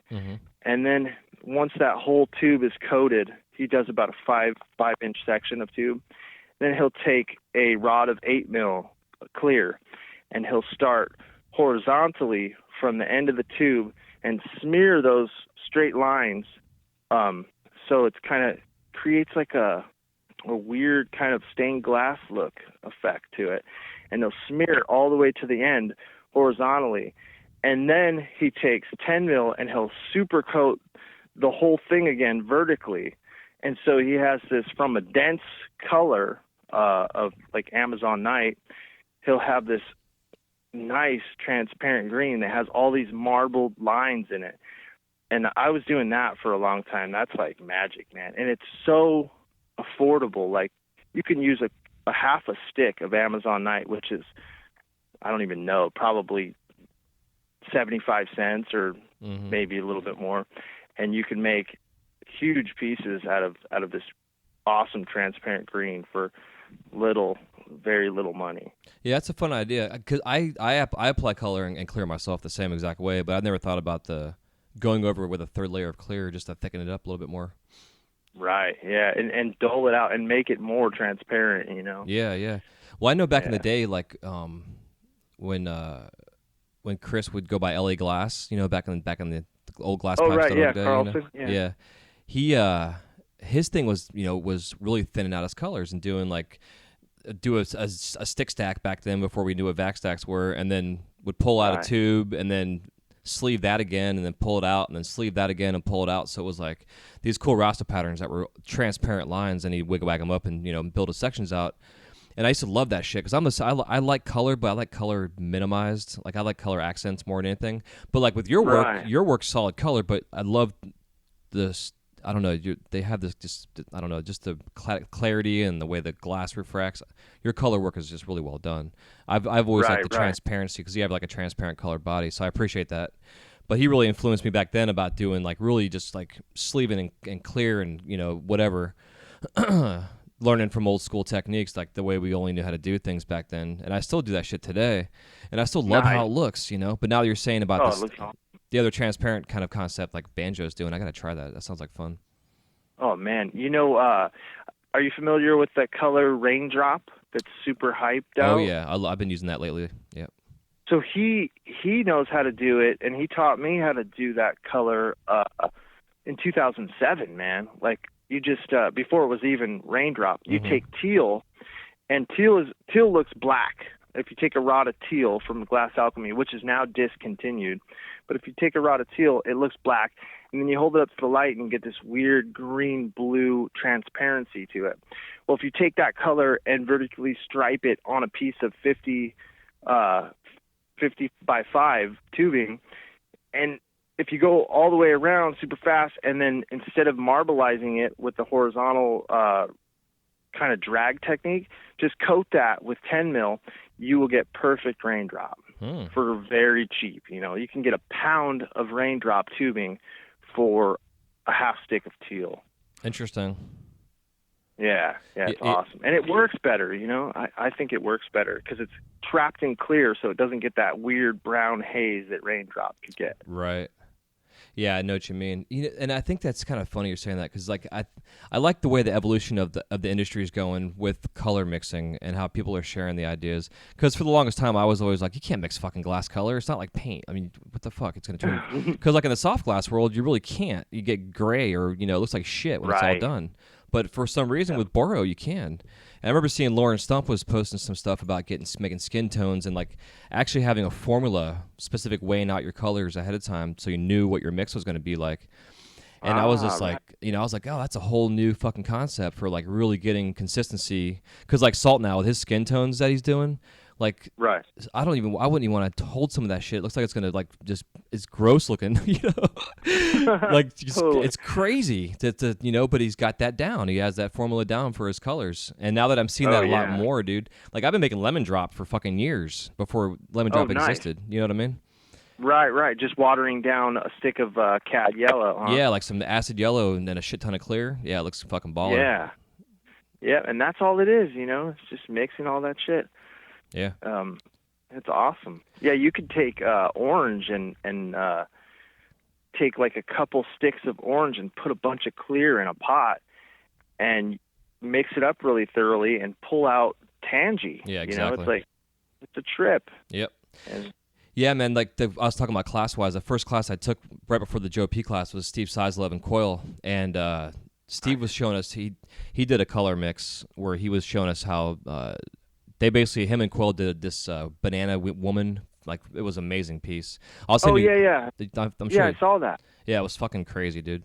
But to do the banana, like Quill had Kohlberger was there, and she was doing some prep for him, doing just some Quill pot and some yellow.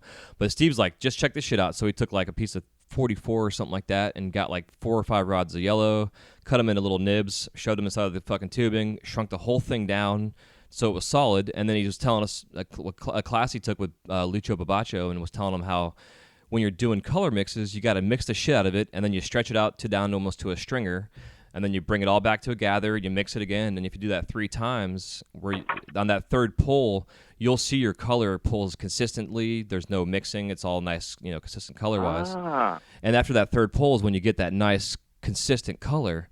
And nice. Ever since then, dude, I've been doing that now with all my shit, even with color, just mixing some clear into it, just to make the color go a little further, or to make it more compatible with whatever I'm using, because, not every color works with each other.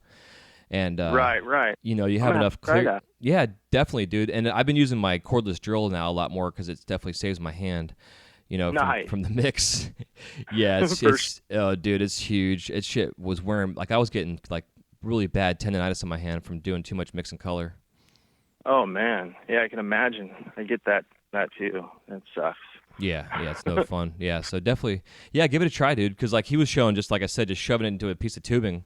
Because then you automatically, with the cadmium colors, you automatically are protecting it with that clear on the outside, compared to like just encasing it with some clear. You may still get some bubbling going on. Right. Yeah, and then pull it out 3 times into a stringer, or 2 times shrink it back down, and then the third time it'll be You should have. ready to use. Yeah, it should be good to Nice. go. Yeah. Because then he made that big mass, and then they blew it into a ball. They did like the quote unquote tubulation, and made it into a tube.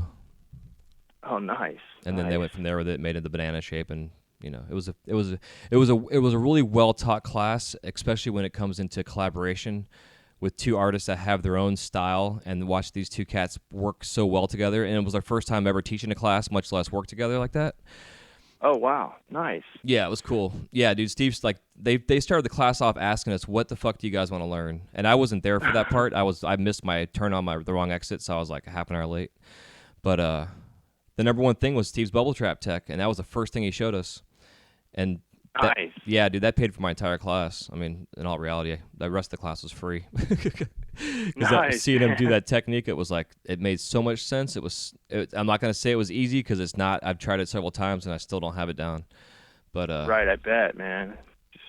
yeah, Years of practice. yeah, and it's cool to see these old cats. Like I'm not saying Steve's old, but these guys that have been around the industry for so long and that have evolved from fine art to the pipe industry, that learned from other guys that are masters, like the Lucio Babacos and the Shazars and the fucking whoever out there. Right. It's cool to see those techniques now coming into our industry where we are now. I mean, shit, like I said, like your work, bro, like your stuff's so fucking clean. Thanks, man. Thank you. It's killer. Yeah, just it takes years and years, just doing it. 10,000 hours at least. Yeah, at least. So in terms of the selling your glass, like besides your social media feeds, do you have a distributor you sell through? Do you go to trade shows? How do you go about all that stuff? Yeah, I do. I have a good friend, Phil, who runs Joint Forces. Oh yeah. Yeah, and in Asheville, North Carolina, and I send him stuff, and he sends me money. It's awesome, and he sells directly to shops all over the country, and that's been really good. And then I also, if somebody sees something they like and I still have it, I'll sell that to them, or I deal with shops, so I just every way I can, Yeah. Do you rely on Joint Forces for the trade show side of things? No, sometimes I'll go to the trade shows. Like I go to Age in January, and I'll do my own stuff there. And it's pretty cool because we don't compete with each other. our prices are the same, so I'm not competing with my own stuff through them. It's awesome. Yeah. I saw they're one of my 2 distributors is Joint Forces. Oh, nice. Yeah, for Nice. sure. Yeah, they're good people, dude. It was fun when I first got hooked up with those guys. I'm talking to Phil, and he's, we're talking about pricing out my work and everything else, and he's like, well, if you think about how long you've been doing this floor, and if you take an electrician, for instance, who's been doing this for just as long as you have been, and what they're making, that my pricing is in that range, and it was cool that he's thinking of the pricing your work in the sense of having a trade, which is what we have. Right. We're a trade. No matter how Yeah. good you are, you're still a fucking trade. But if you're Yeah. you've been doing this for 30 years, obviously you're gonna be getting more money for your work as long as your quality's there. Obviously, Right. Exactly. I think it's important. Oh, yeah. The work's got to back up the price. And it seems like it's such a weird thing nowadays. There's a lot of work out there that's expensive. And, I guess the work's just not there for me. I'm like, wow, how are they getting, thousands of dollars for this mini tube with sloppy terminations on the wigwags? It's weird. It's a weird hype thing that's going on, but Yeah. that's cool, I guess. Yeah. I agree, bro. It's like. I try to stay away from getting on social media too much. I mean, fuck, bro. Now that Instagram has their Insta Live that's going on, I just did some video with stuff on there today. I was like, I might as well, Right. because I don't. I use, haven't even seen that yet. That lets me know how much out of the loop I'm at. When did that come about? I guess The Live. I guess last night while I was sleeping. Because Oh, I wow. woke up this morning and then the top of my Instagram would look different, and the top of your feed has all these everybody's logos, their profile picture thing up there, and that's their live Oh, right. that's their new live feed, and Oh. It's if I recommend any. I mean, obviously, listening to the show will probably be in a week from now. But if you go on there today, dude, if you follow any like celebrities or whatever out there, it's fucking hilarious because everybody's like, "What's this new Insta Live thing?" It's everybody's kind of like coming into it now on their first day of posting stuff, and it's just like Snapchat. It's only available for 24 hours. So. Oh, cool. Yeah, Nice. it's interesting. I don't know, man. It's like it's just one more thing to be distracted by, but I think it's a good tool. Oh, yeah, a good definitely. tool. Definitely. Yeah, I get so distracted with social media.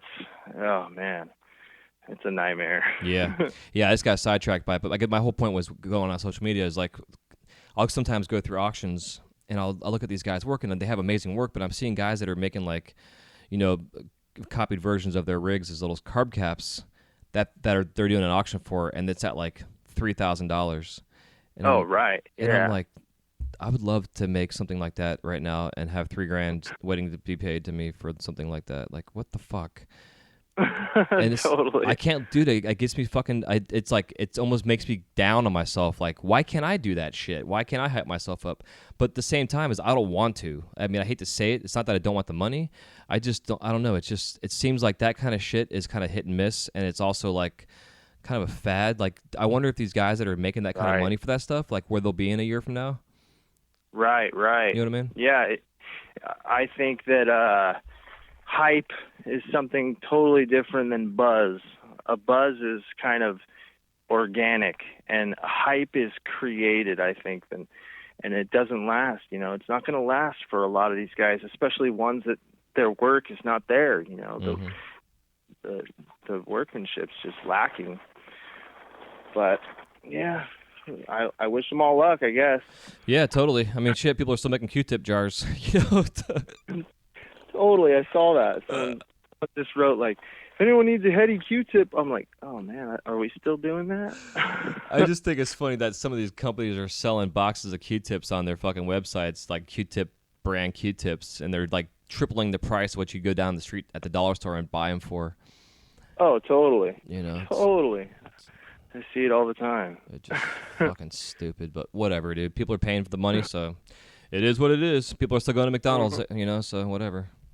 Yeah, exactly. Yeah, smoking cigarettes and everything else, so. Oh, yeah, fuck that shit. Yeah, I know. I still think that shit. Like, damn, it's 2016. People are still smoking cigarettes. Dude, I know. It's crazy. My old lady smokes, and I'm, like, trying everything to get her to stop, and she's like, I'll stop when I'm ready. I'm like, well, can you be ready? Please?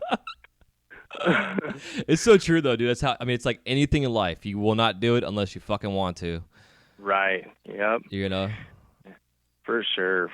But yeah, you lead a healthy lifestyle, right? You're always doing physical things and jogging and hiking and all that stuff. Yeah, as much as I can, dude. Yeah, hell yeah. And Nice. it's so hard. I find like if I don't, because I deal with ADD and shit. So like, right. I have to be able to get shit done in a sense, to be able to have my focus and stuff. And like Right. the times I find that I don't is when I don't get enough sleep and I'm not exercising. Is when I'm like all over the fucking place. I don't get shit done. I don't have packages shipped on time. Glass gets broken. I mean, just I get the case of the Right. fuck. It's real bad. But I didn't really start paying attention to that really until this year. Like I have kind of, and I've always been healthy. But like really focusing on like my mental space with fitness. I'm part of this group called Zen Dude Fitness, and this Brandon Epstein started this podcast called the Entrepreneur Fitness Podcast like about 3 years ago. And the whole philosophy of the podcast was that if you're physically fit, usually you're mentally fit, which means that your business is going to be fit also. And his whole show was all, it was a kind of a, I'm not going to say woo-woo, but it was kind of a, Zen Buddhist kind of meditation philosophy, type of idea. And Right.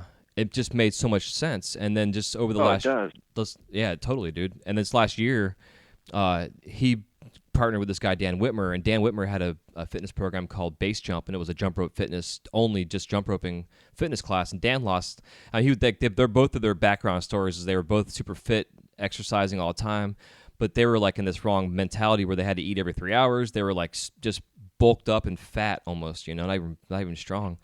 And then they changed, and they changed their whole philosophy, bro. And these guys are fucking shredded. Like they they really don't go to the gym much. It's all just jump rope based body weight exercises. And Oh wow.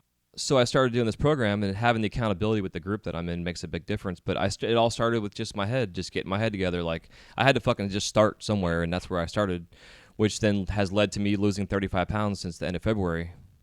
Oh, cool, man. Congratulations. Yeah, thanks, dude. It's huge. Like, I'm wearing a size 30 waist right now, which I haven't worn since like 8th grade. So, you know, Nice, man. my wife's like, you got to stop losing man. weight. I can't keep buying you clothes all the fucking time. For sure. Yeah.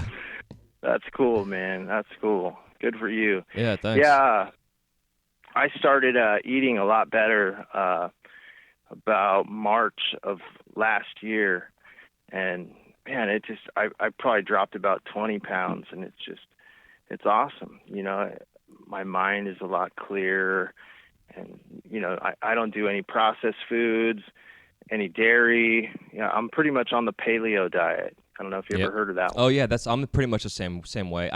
I do every once in a while have dairy, but it's pretty rare. Nice. Yeah.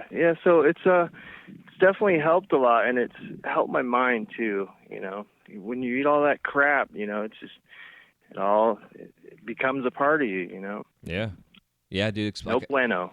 Yeah, exactly, dude. It's amazing. Like, it's so easy with what we do to just get into a shitty rut routine where you're drinking all fucking day, you're smoking all your pot. I mean, everything else. The next thing you know, you're 40 pounds overweight. You have high blood pressure.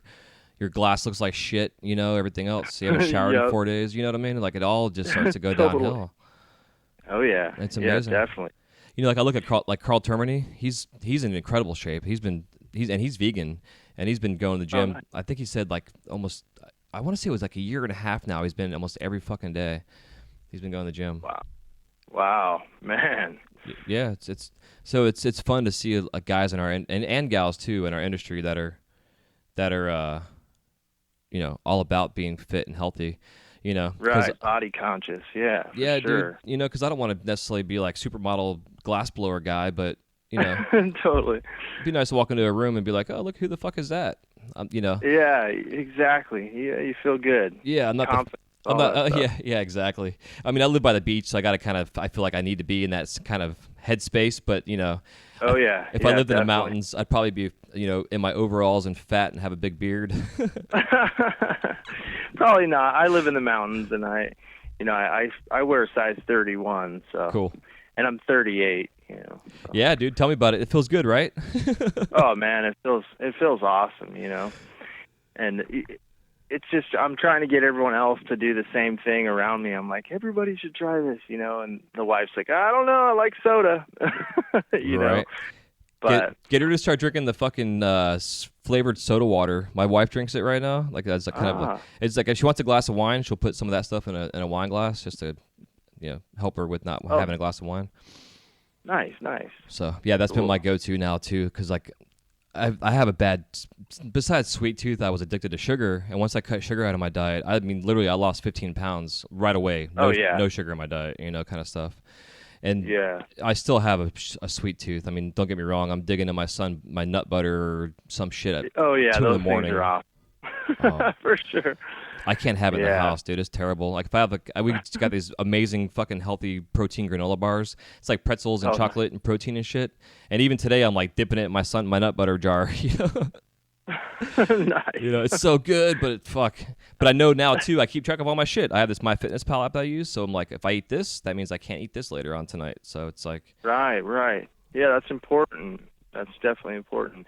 You can cheat a little bit. That's what I found in this diet. When I first went paleo, I was super strict on myself for about a year, and then I talked to a trainer, and he said, no, you have to cheat a little bit because your body will just plateau, and you know it basically it's not good if you don't break out of that diet every once in a while. You got to throw your body a curveball every once in a while. And I was like, okay. So I started doing that, and I started noticing better results, you know, mind and body, and yeah, it's cool. yeah, it's and huge. you get to reward yourself, you know.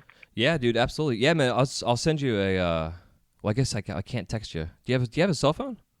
Yeah. Okay. Don't give me your I'll number. get you that number. Yeah, I'll get it off Sure. the air for sure. Because I'll send you some links. Because the guys at the group that I'm in, they're doing a 14-day free trial kind of thing, like a just to go through the process of the group, and Oh, yeah, you can feel it out, dude. It's killer. Like we're doing this jump rope program right now. It's the jump rope master fitness program basically, and it's like every month you learn all these new tricks and processes and stuff, and then you do a test at the end of the month, and you get a belt, like a white belt, for instance. And oh, cool. yeah, it's really nice. Like each week you take a test. All you're doing is filming yourself doing your jump rope, and then you post it up on our Facebook group, and then they say you passed, whatever. But they have a YouTube channel. It's just a Zen Dude Fitness YouTube channel, and they have all their shits on there, all their content, their videos, their talks. I mean, intermittent fasting is like a big topic that we talk about a lot, where you like basically in a day, a 24-hour window, you have like an 8-hour window that is when you eat in. So if you start eating at noon, your last meal is at 8 o'clock. You get all your shit in that 8-hour period of time.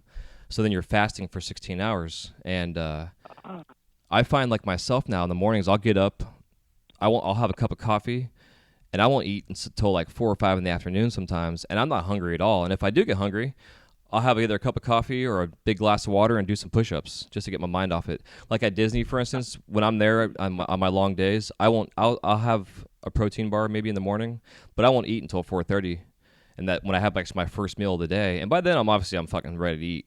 But throughout the day, dude, like I'm in my full costume, I'm in my bow tie, my vest and shit, and I'll go down to the basement and bang out like 20 push-ups real quick just because I got to get that shit out of my system because I want to eat something. Right. Oh, yeah, for sure, man. You know? That's awesome. It must be really nice to work there, man. That sounds like a dream come true. Yeah, it's interesting. It's a job. I'm not going to say it's not like any other job. But it's definitely, I don't look at it that way. Like a lot of people that work there, because I don't actually work for Disney. I work for a third party, the Rebus Brothers. But, okay. But I'm still, on Disney property and still there. But it's right. I count my blessings and I the opportunity. I thank God every day when I go there. I mean, I drive an hour and a half one way to work when I go.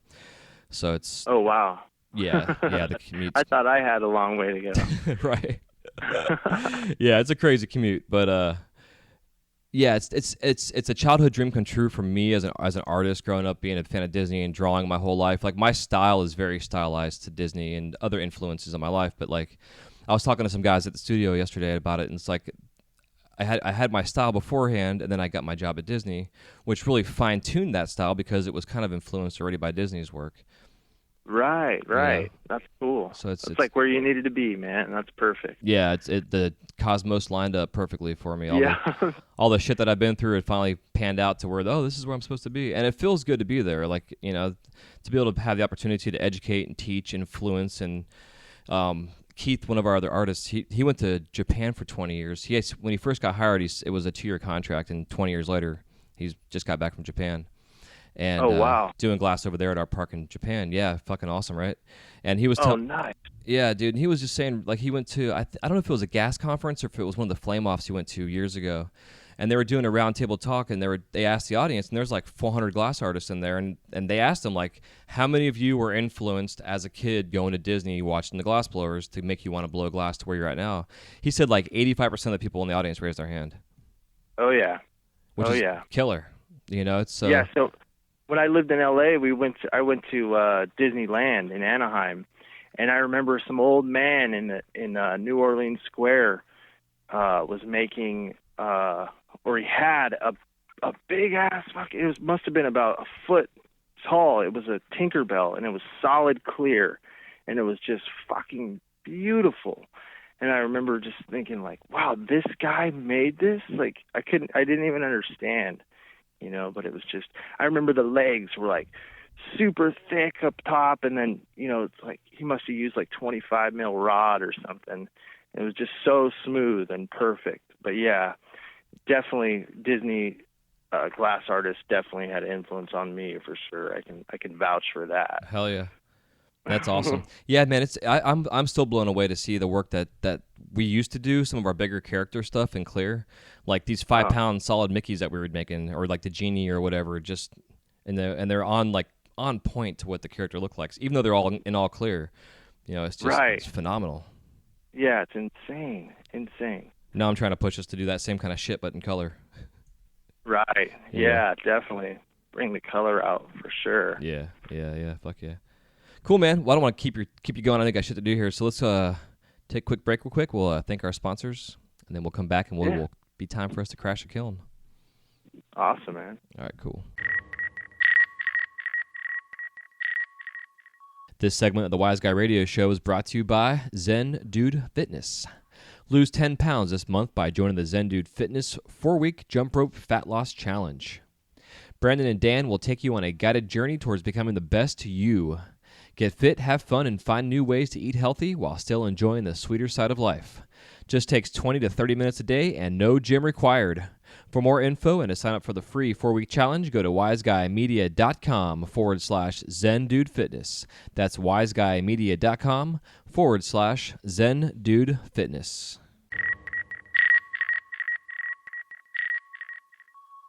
All right, man, we are back. Quick break.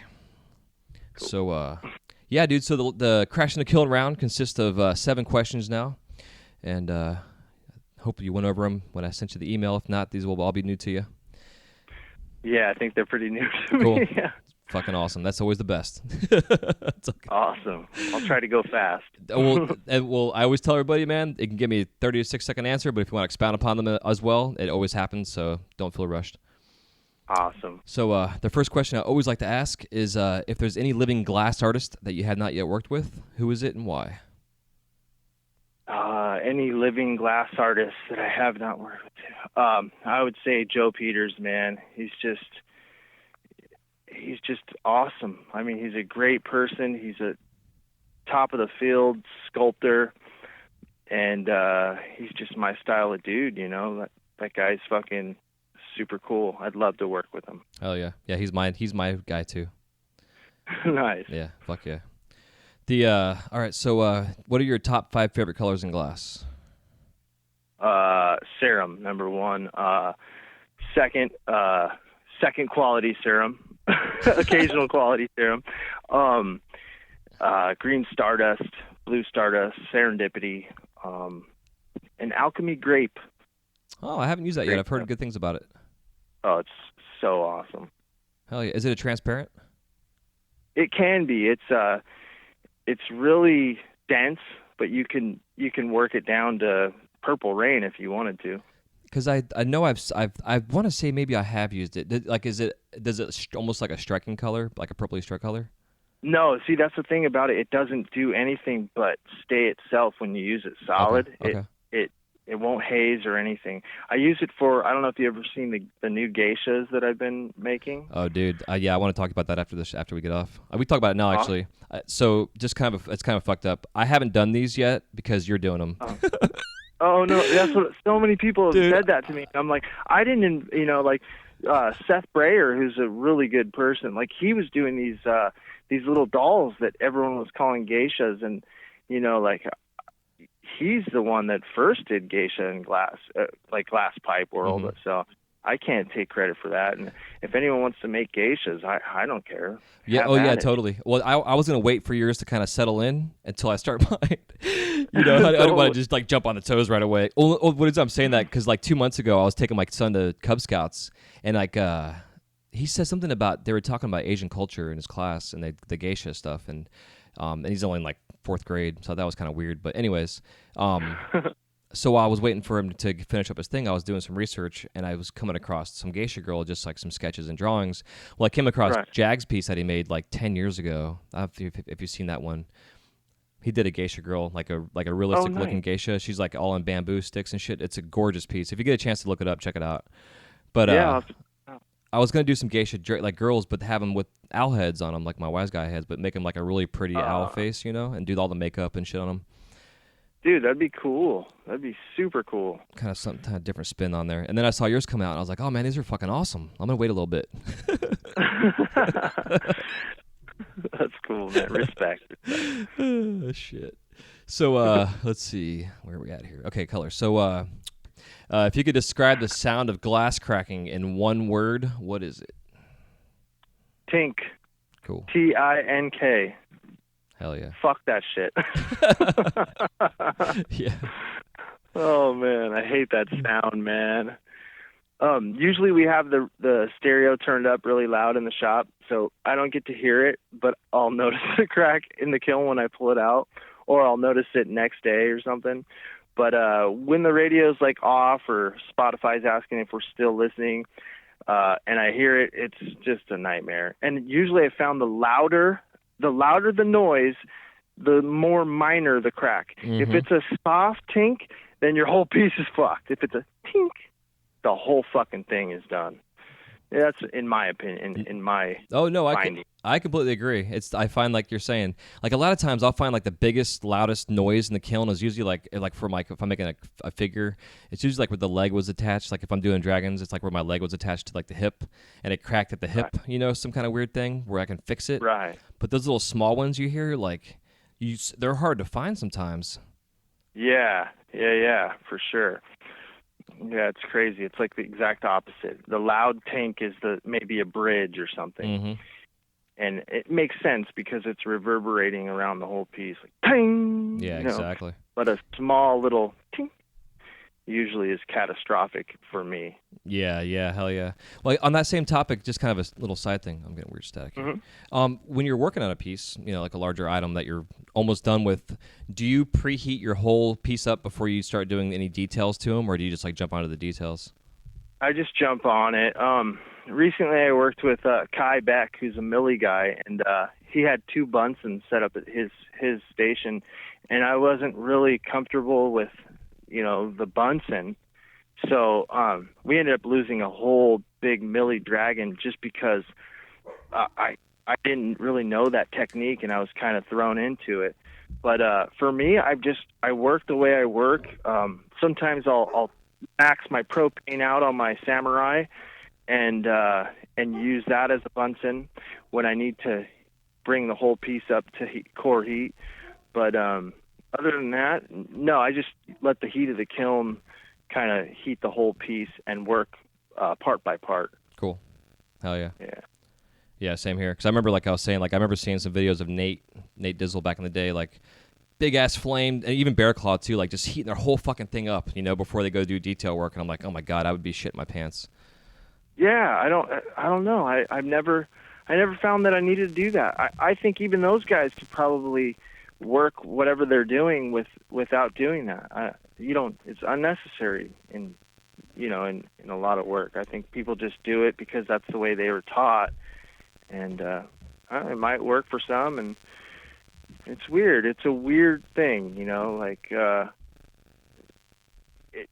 if they did start doing it our way, then they'd probably break a bunch of pieces, you know, just because they're not used to it. Yeah, I think it's also really key to when you pull a piece out of the kiln. Let's say you're going to attach an arm or a hand or something. When you're doing that, you don't want to flash any other part of the piece but the part that you're working on. So you got to keep that in mind too. Yeah, exactly. Don't let that heat get around and flash other parts. Yeah. Hey man, give me 1 second. I'm having like a really weird No problem, static man. going on. I heard a dog barking too. Yeah. Mine bark all the time too. I'm like in the backyard. Yeah. Actually, I was doing one interview recently, and there was a rooster in the background at the neighbor's house that was cock-a-doodle-doodling the entire fucking time. I'm like, dude, you got to go in the house or something. I'm getting distracted by this fucking rooster in the background. Totally. So funny. Yeah, because I was asking that because like that piece I was talking about earlier with that Quill and Steve were working on, the Banana Lady. They actually had a second kiln that was warmed up, and it was only sitting at like 700 degrees. And because they had the piece out for so long, they just went into that cooler kiln and then slowly warmed it back up again. Oh. No, see, I've let a piece, I can take a cold piece and put it into a hot kiln at 1050. You don't want to set it down on the kiln brick floor or the kiln floor right away, but you hold it in there suspended for a couple seconds and then set it down, and everything seemed to go fine with that technique. And I was taught that by Banjo. You know, you just put it in the kiln, and it scared the shit out of me the first time. You know, I thought it was just. But if your welds are good and everything's good, you have no 90 degree or right angles, then you're good. And I know Coyle. I have some of his work, so I know that his work, his sculptural work, is really really, there's a lot of right angles on that Mm-hmm. shit. It's crazy. Well, you know, it's And- interesting. Oh, go on. I was just going to say that's what makes his work so awesome. It's just, his shit is just so crisp. You Yeah. know, it's not melted in like the way you would think. Well, not to give away his secrets here, but one of the things that he taught us when we were with his class is like he does when he does like his say like he's doing his monkey faces, for instance, or whatever, and he's trying to get like a really furrowed brow. He'll actually build the glass up and blend everything in completely smooth, and then goes back in with a knife or his tool and then cuts the lines in, so it looks like it's actually deeper than what it truly is. Right. Yeah, I've seen that too, but I've seen the way he builds glass around the eyeball millies and it's just sitting, it's laying over the top of it. Yeah. Where they marry is not a flush weld. It's just laid over the top. You know, Right. I have one of the 2014 Monkey Locks, and the thing's beautiful, but it's different than I would work. So I'd imagine that he can't just put one of those things right into a hot kiln being super cool. Yeah, it makes sense. Yeah, absolutely. Yeah, I know what you mean too with the eyes that he does. Totally. Do I have time to get this call waiting real quick? Yeah, Can we yeah. edit that out? Yeah, help yourself, yeah. All right. I'll be right back. Okay. Help.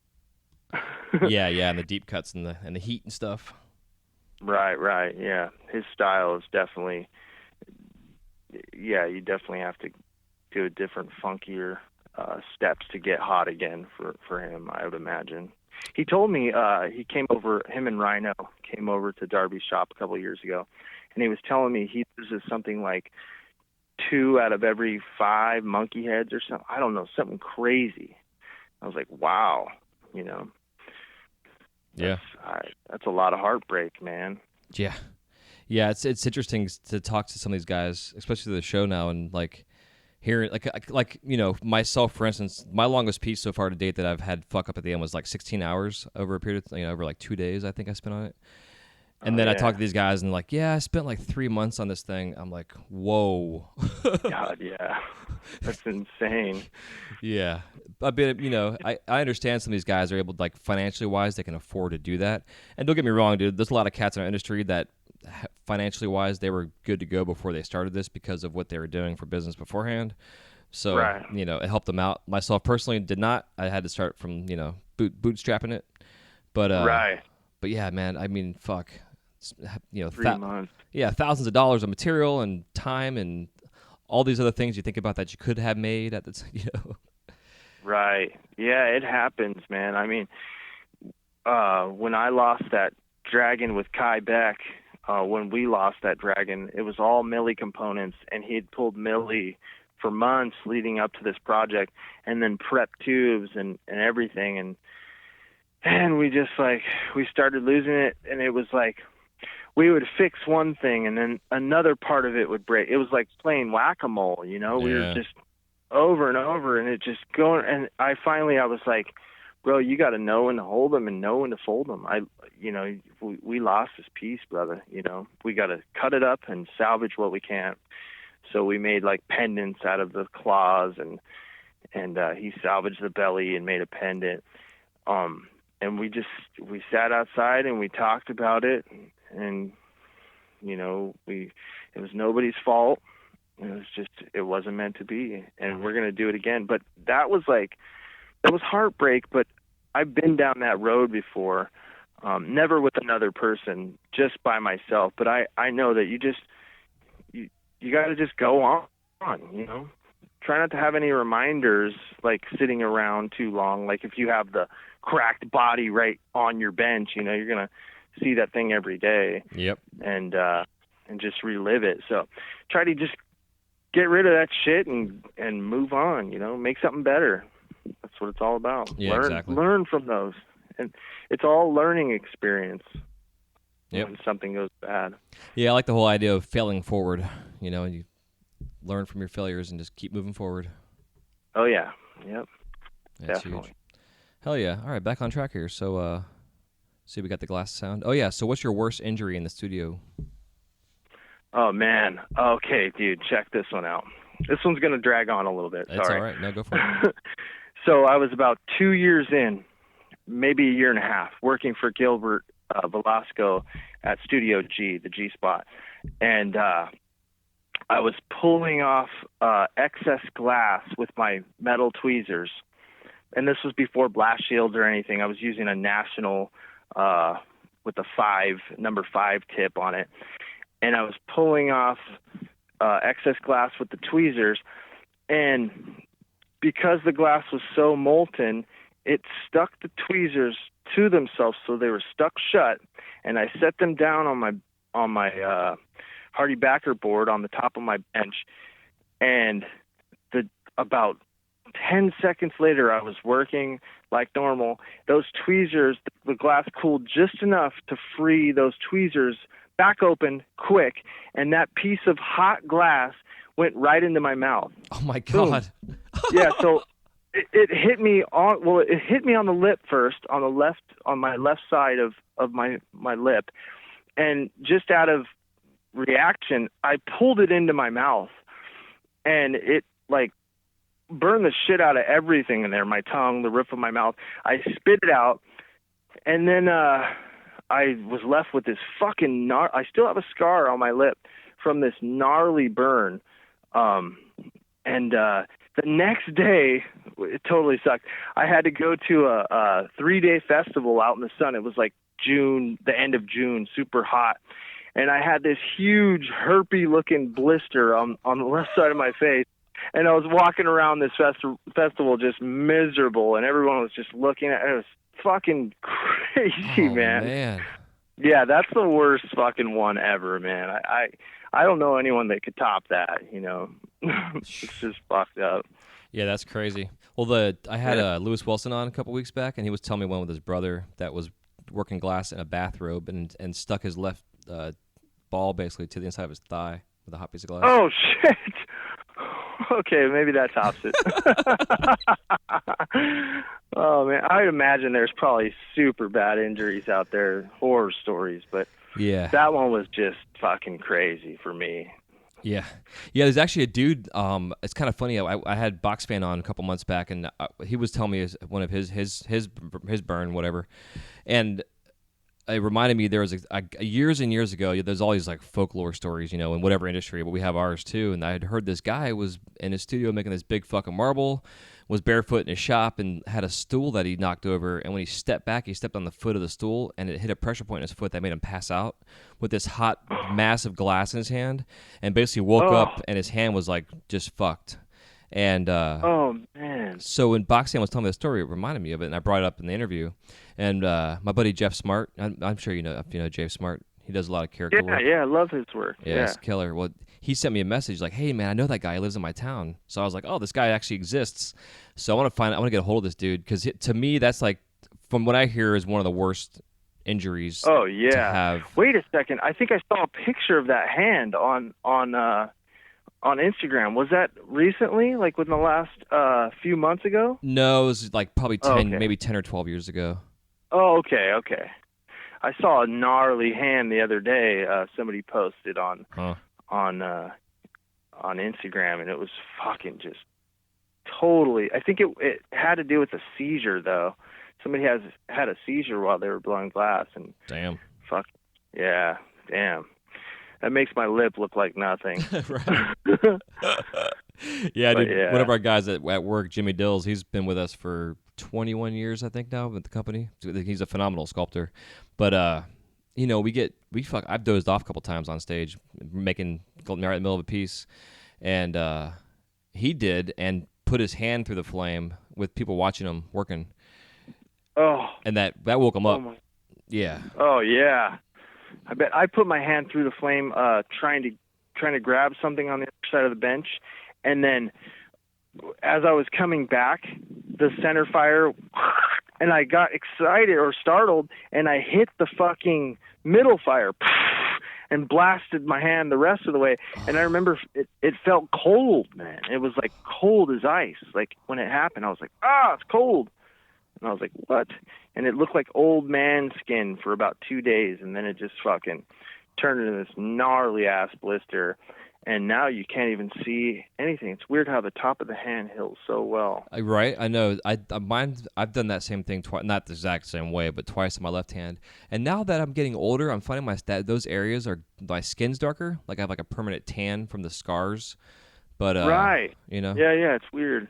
But other than that, Like bro. always, Yeah, you would never know. yeah, the top of the hand is resilient for sure.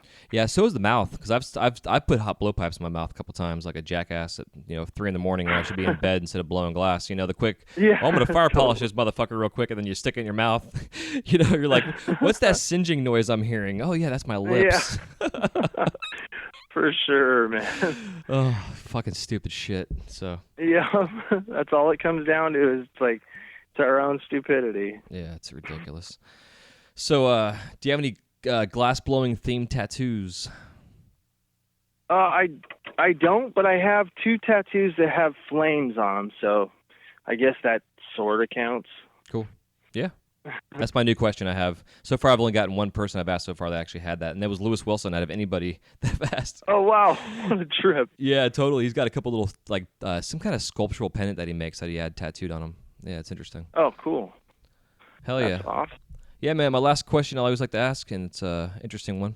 If you were stranded on an island, it could be whatever kind of island, fantasy island you'd like, that had a glass studio on it and only supplied your gases, your kiln, and your torch, and you had to make something in order to survive, what 5 items would you bring? Oh, man. Like tools? Is that where you're... Whatever you need to make whatever it is you need to make to survive. Oh, let's see. So- I'd bring my butter knife, which is like muy importante. That's like my sculpting thing. My pencil reamer, my grabbers, which are Nate Meyer's, the finishing tool. What else? Some kind of reamer with a taper and a bowl push. Bam. Hell yeah. I think that's fine. So, well, obviously you need glass, so you have to figure that out, because all you're supplied with is your gases, your kiln, and your torch. So, Oh, yeah. Okay, I'd bring some color tubing, and my tools, and let's see, what else would I bring? there's always one important thing that everybody forgets, unless you listen to the show religiously. Then you hear me talk shit about it all the time. And it's a common thing we all have to do this. A lighter. No, you can use flint rocks to start a fire. You need your glasses. Oh, that's true. I don't know. My mind's drawing a blank. What is it? Your glasses. Oh shit, the titaniums. Oh yeah, I forgot about those. I was thinking about starting, because I'm thinking about maybe including that as one of the things that are available for you, because everybody Yeah. forgets it, But it's like, I think it's because we're Totally. so used to wearing them all the time. Like if I don't have glasses on my face, I just feel naked. Right, for sure. I've seen people that sculpt clear glass not wear glasses at like county fairs. Yeah, that's crazy. Yeah, that's what I was thinking. And I remember asking them, don't you need glasses? And they're like, oh, you don't need it for clear glass. I'm like, wait, what? Yeah, How the hell? yeah, that's old school, dude. That's how they used to do it, using like the Nationals or some smaller, just lighter flame torch. Right. Yeah, it didn't make Crazy. that big brightness. So with your butter knife, do you have a serrated edge on there, or is it all smooth? Yeah, it's all smooth. There's still like a little bit of that, but whenever I see that in my work, I polish it out, and then I take my butter knife to the concrete again and try to get that shit off of there. So I don't want no serrated edge. Yeah, you ever use a spoon? No, I don't. Get a spoon. I'm telling you, dude. Really? If you can find a Okay. spoon with a round handle on it, yeah, that was like one of my secret tricks that I was taught when I started doing Disney stuff, to get like convex and concave shapes, like with your dragon, like the roof. If you wanted to like have an open mouth for your dragon and do like the roof of the mouth, the convex or whatever, the rounded part of the spoon, just press it up into the top of your roof of your mouth, and it's a symmetrical, even rounded edge shape that you get. Ah, that's cool. I'm gonna take a spoon with me to work today, man. Thank you. Yeah, no problem. I love it, and I use my beeswax on them a lot too, so it just kind of keeps them smooth. Nice. Yeah, I love beeswax, man. That stuff's crucial. Yeah, absolutely. Hell yeah, dude. So I know you got shit to do, so if you can give us any parting piece of advice that you can give to the industry, and then also where we can find you out there in cyberspace. Yeah, definitely, man. I would say never shut yourself off from learning. Always stay open to learning new things, because if you know everything already, you can't learn anything new. And then you could find me at Instagram is at Mike Luna 300 300, and email is crazyglassblower300@gmail.com. Facebook is Michael Robert Luna, and yeah, that's how you can find me. Hell yeah. What's the 300 from? Oh, I used to own a 300ZX, a Nissan, and that was like pre-glass blower, you know, and yeah, I don't know why, it just kind of stuck, you know. Yeah. Hey, I know IROC, you know, Z, the glass blower girl that makes oh, yeah. the crazy funky mouths and vaginas and shit. She's Z because she had a some kind of Z24, IROC Z24 or something. So that's why it's weird. Hell yeah. I We love all both those have, old like, cars. car. Yeah, for sure, man. Yeah, the old Z28s and stuff, man. They were the shit back then. Yeah, oh yeah, for sure. Super awesome. Cool. So, all right, y'all. Hope you enjoyed our conversation here with Mike Luna. He's influenced our industry, and definitely go check him out. Glasspipes.org, Instagram, all the social media feeds. You can find him, Mike Luna 300. And other than that, I hope you guys enjoy. We'll talk to you on the next episode of the Wise Guy Radio Show. You guys take it easy. Thanks. Yeah, man. Thank you. This episode is also brought to you by C-Cube Co. C-Cube now creates a wide range of specialty and one-of-a-kind artistic glassware, items such as hand-blown wine crafts, insulated coffee mugs, pint glasses, and custom piggy banks that you can have personalized with imprinting, logos, and color accents that are available. Just go to ccubeco, that's SEACUBECO.com for more information. That's ccubeco.com. This episode is also brought to you by The Flow Magazine. Since its inception, the focus of The Flow has been to provide a bond among members of the lampworking community. This has been accomplished by developing relationships with the finest artists and sharing their techniques with you through in-depth, step-by-step tutorials. In every issue, you can enjoy great content with the hottest artists and cutting-edge techniques using the latest industry products. These features, along with the continuation of the Women in Glass edition, Glasscraft Emerging Artist Awards, inspiring gallery showcases, dynamic general interest articles, as well as health and safety information, make The Flow the leading international lampworking journal. For more information or to subscribe to The Flow, go to theflowmagazine.com. That's theflowmagazine.com.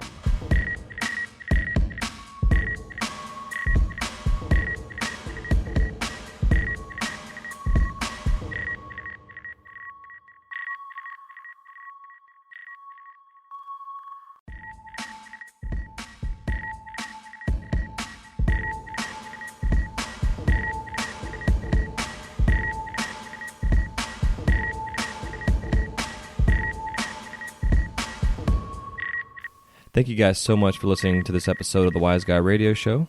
If you have any questions, comments, or remarks, please leave them in the show notes page area where it says comments. We'll see you soon. Have a wise night.